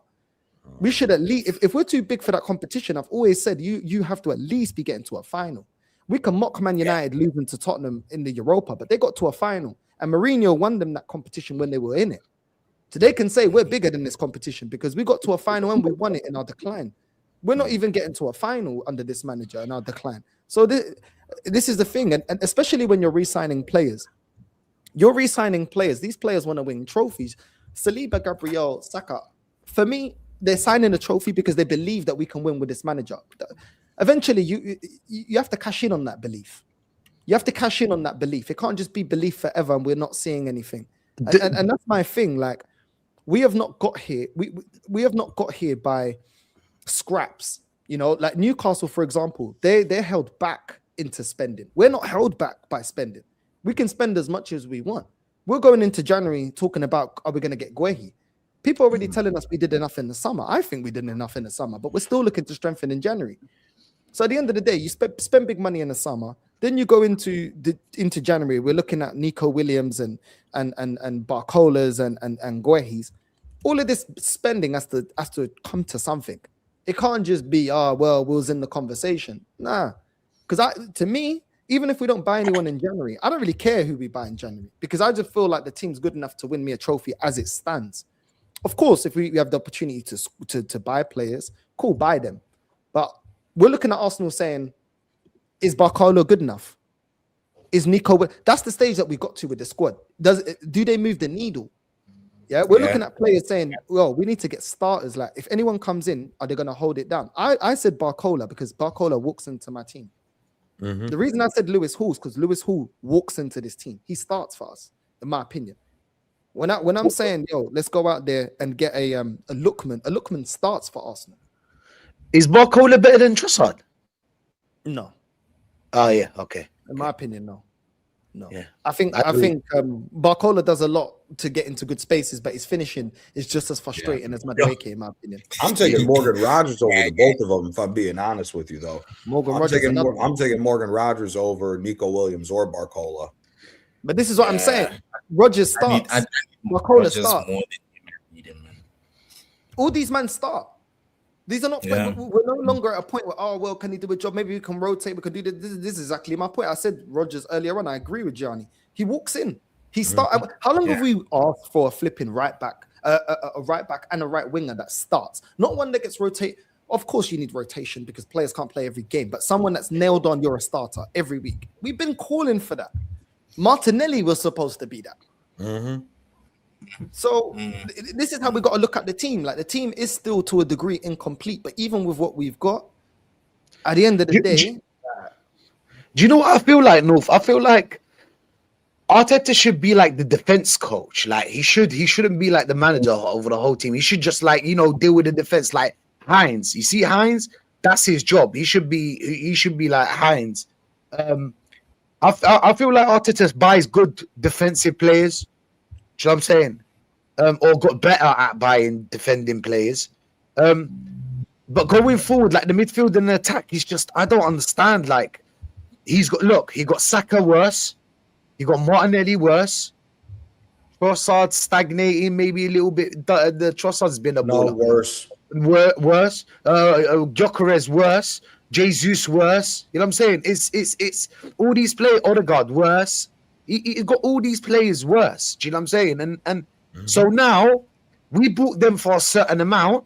And then what happens is that after 2-3 years, when we want to like cash in, people talk about Man City spending. Yeah, Man City sell players, bro. Chelsea sell players. So no, do you know what I'm saying? They know what they're doing. Their players are balling out, and then they can sell them. In order to sell high, your player needs to be balling out or actually playing. Do you know what I'm saying?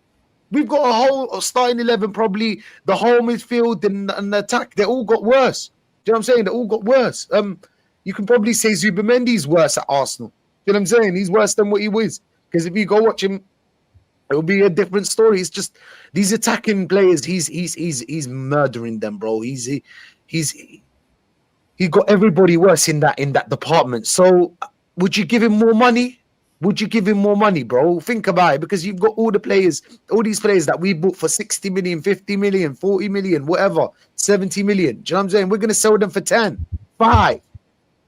Do you know what I'm saying? That's what we're going to sell them for. Yeah. And it's just, so he's fucking up the team already, and he's buying more players to fuck up more. So he's fucking up a lot of money as well. Do you get me? And like you said, bro, 1 billion. I'll be real. Yes, we the good thing is there's only 2 good things when Arteta's here: the defense and the re-signing players. See, the re-signing players, I have a theory. Do you know what I'm saying? I don't think anybody can play for a better team than Arsenal apart from Saliba. Do you know what I'm saying? Saliba, maybe Timber. You know what I'm saying? Now Gabriel, but Gabriel didn't get any offers. So it's a bit easy to re-sign players that can't play in a better team. Do you get what I'm trying to say here? And them not being able to play in a better team already tells you about the level. It needs to be way better than that. You've got players in Man City that can walk into any team in the world. Do you know what I'm saying? It's just, it is where it is, bro. It is where it's. But would I give him more money? Nah. I don't think he needs more money. I don't think he needs more money for the players. I'll be honest. You've got enough players to win. These players that are Arsenal, you should win with this team, man. I can't lie.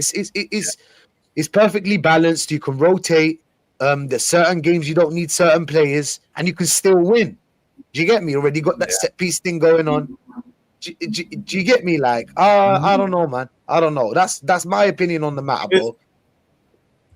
Even the lineup he's chosen now for this game against Portsmouth, like on paper, that's a lot of attacking talent, you know, and that's supposed to be like the B string, you know. So for me, it's definitely the manager, and for me, like what I'm starting to dislike about managers in general, but I think I see it especially with Arteta and his attacking players. Like none of them want to take risks, bro. Like no one wants to sort of like pick the ball up, try to take a couple of dudes on, thread the ball through the needle. So for me, it's like they don't play like attackers. They play like defensive forwards. Mm-hmm. You like you know what I mean? It's like the primary goal is to retain the ball, you know, work it out wide a little bit, try get a foul for a free kick or try get it off the defender for a corner. And it's like there's no flair, bro. It's like if I'm an attacker, why would I want to go to Arsenal outside of like the general prestige of the club? Like, cool, fair enough, but like this guy, if you're a striker, you've seen every single striker that Mikel Arteta has managed fail, bro. And some of them have even left, like Aubameyang, and still scored more goals when supposedly he was supposed to be finished. You know what I mean? Like when the entire strike force doesn't succeed, it can't just be about the player, bro. Like the lack of flair, lack of creativity, the lack of risk taking, bro. That's down to the manager. I wouldn't even say it's like a tactical thing. He doesn't want to give his attackers like a platform to shine, bro. Jose for me, as an example, a very pragmatic manager, but he gave his attackers a platform to shine. That's why Hazard did so well under him. That's why Costa did so well under him. Drogba, Lampard. These were attacking players that knew they were playing behind a solid defense. You know you're going to be keeping your shape. You know you're going to be working hard. But when it's time to source, it's time to source. Like Mikel Arteta is just not. You know what's the crazy thing? Arsenal, we used to have a good attack and midfield and a shit defense. You remember like the last 10, 15 years? Yeah, we had Mustafi, Mertesacker, Koscielny, and all them bums. All bums, all of them, bro. All of them bums, bro. A lot of them, bro. I'll be honest, bro. In my because the age that I'm at, can I say I watched Campbell and Toure? Can I say that? Maybe, you know, I feel like you only learn properly, like you watch football properly when you're like 16 years old. That's when you start, you know, understanding the game better. And actually, you know, you can speak about the players. So in my lifetime, Saliba and Gabriel are the best I've seen. Do you get what I'm trying to say? So I thought that maybe with this defense, and we can probably get a good attack and keep playing like we usually play, we could have went in to win every season. Every season we should have won. Like already this team is ready to win every season. But our midfield and our attack, they all fell off, bro. He made Eze look mid. How can you make Eze look mid? Eze was just good 2 months ago. Do you know what I'm saying? 2 or 3 months ago. He was balling out. One of the best in the league. Do you get me? He just made them look. You mean to tell me so? Exactly, bro. Exactly. Like, come on, Mustafi. Come on, bro. Oh, my days. Mustafi. Socrates. Koscielny. Oh, man. Oh, man. Koscielny, bro. Do you remember when Hazard twist and turn? And he's trying to, like, handle. Go for the tackle, bro. You're going to get... Oh, man. Hazard showed Koscielny that the ball's round and not square. He fucking fucked his ass off. Like, we had a terrible defense, bro. Absolutely terrible. Maybe Mertesacker is the best out of the lot. Do you agree with me? Maybe Mertesacker is the best that we've seen out of them defenders, or who? Who would we say? Yeah, Koscielny wasn't awful all the time, though. You gave me. I think that's the problem with Koscielny. His mistakes were terrible. Yeah, he actually, when he was on, he was probably the best defender that we had in that era. It's just that when he made a mistake, it was like, how in God's name did you make that fucking mistake? That's the fucking problem with him. Sunday League. Yeah, exactly. Mertesacker was too goddamn slow by the time he got to us, and Mustafi happened to be on that one-off Valencia team that was decent for like 2 years, and he got over. Same thing. Who was that fucking Brazilian dickhead that we signed? Same shit. Gabriel Paulista, another trash bag ass piece of shit defender. Yeah. We had some terrible defenders throughout. Like Sania and Morial, they're good. I'll be honest, they are. But like, listen, man, I'll be a Bav. You have to understand, bro. Like, Timber, I've never seen a player like Timber, Saliba, and Gabriel at this team. You know what I'm saying? They up the level. Like, that's the kind of level I want. The world class. You know what I'm saying? Or the very good. Sorry, not the world class as in this whole career, but like right now, you could probably say Timber, Gabriel, Saliba are one of the best in the world, right? Do you know what I'm saying? And we didn't have that back in. We had a great midfield. We had a great midfield. We had a great style play. We never had issues against low blocks. You know how many teams used to low block us? We had never issues. We will open up any team. Norwich, do you remember Norwich? The little passes through Norwich. They were all back. They were all low blocking us. They had like 10 players there, and we still played through them. Remember, do you get me? Was it Montpellier in the Champions League, that Podolski screamer, when it was just one touch throughout, and when the Cazorla Giroud put it over the top and he smashed it? We're used to playing beautiful football. That's why I say, with the big clubs, you have to play to the DNA of the club. The DNA of Arsenal is beautiful football. Just like the same thing with Chelsea. Chelsea's DNA of the recent era since the money came in is defensive, pragmatic football. When Chelsea plays a defensive, pragmatic game, that's why the team plays better. If Arsenal was able to play more attacking football, I guarantee you the bullshit that all these top gooners say as far as, oh, the luck is against us. When you play the DNA of your club, you force luck to go in your way. That's why Manchester United always force luck with that quote-unquote Fergie time. So we'll see. We'll see. I mean, today should be a must win, but if we don't pull this win off, we're going to have major problems. Major fucking problems. Hopefully. I hear it. Here comes there. I hear it. Quickly before we wrap up, because the match is going to start, innit? Yeah. The match is going to start in a bit. Yeah. Zay, you've got 4 minutes, bro. Go, bro. Oh, no, I got 2 minutes because I'm going to leave in 2 minutes anyway. I have a class. But I just wanted to jump on quickly, and transition from one class to another. To say, Rashid, ايش صار يا أخي؟ علمني يا أخي ايش صاير؟ I told you, man. I told you. He turned into slot. He played verse as a number. Yeah, man. Listen, look, Nigeria is a great team. We wanted this derby. We wanted this to happen. I hope you know. I wanted this to happen. The Maghrebi, they wanted to happen. Everybody wanted to happen. Looks like you guys didn't want it to happen. I even gave you a big. I thought you were gonna win the tournament, by the way. Yeah, me too, man. Me too, Zay. You were playing sick football. I knew Nigeria was a threat. I knew Nigeria was a threat, but like I didn't think that we would lose like that. Do you know what I'm saying, Zay?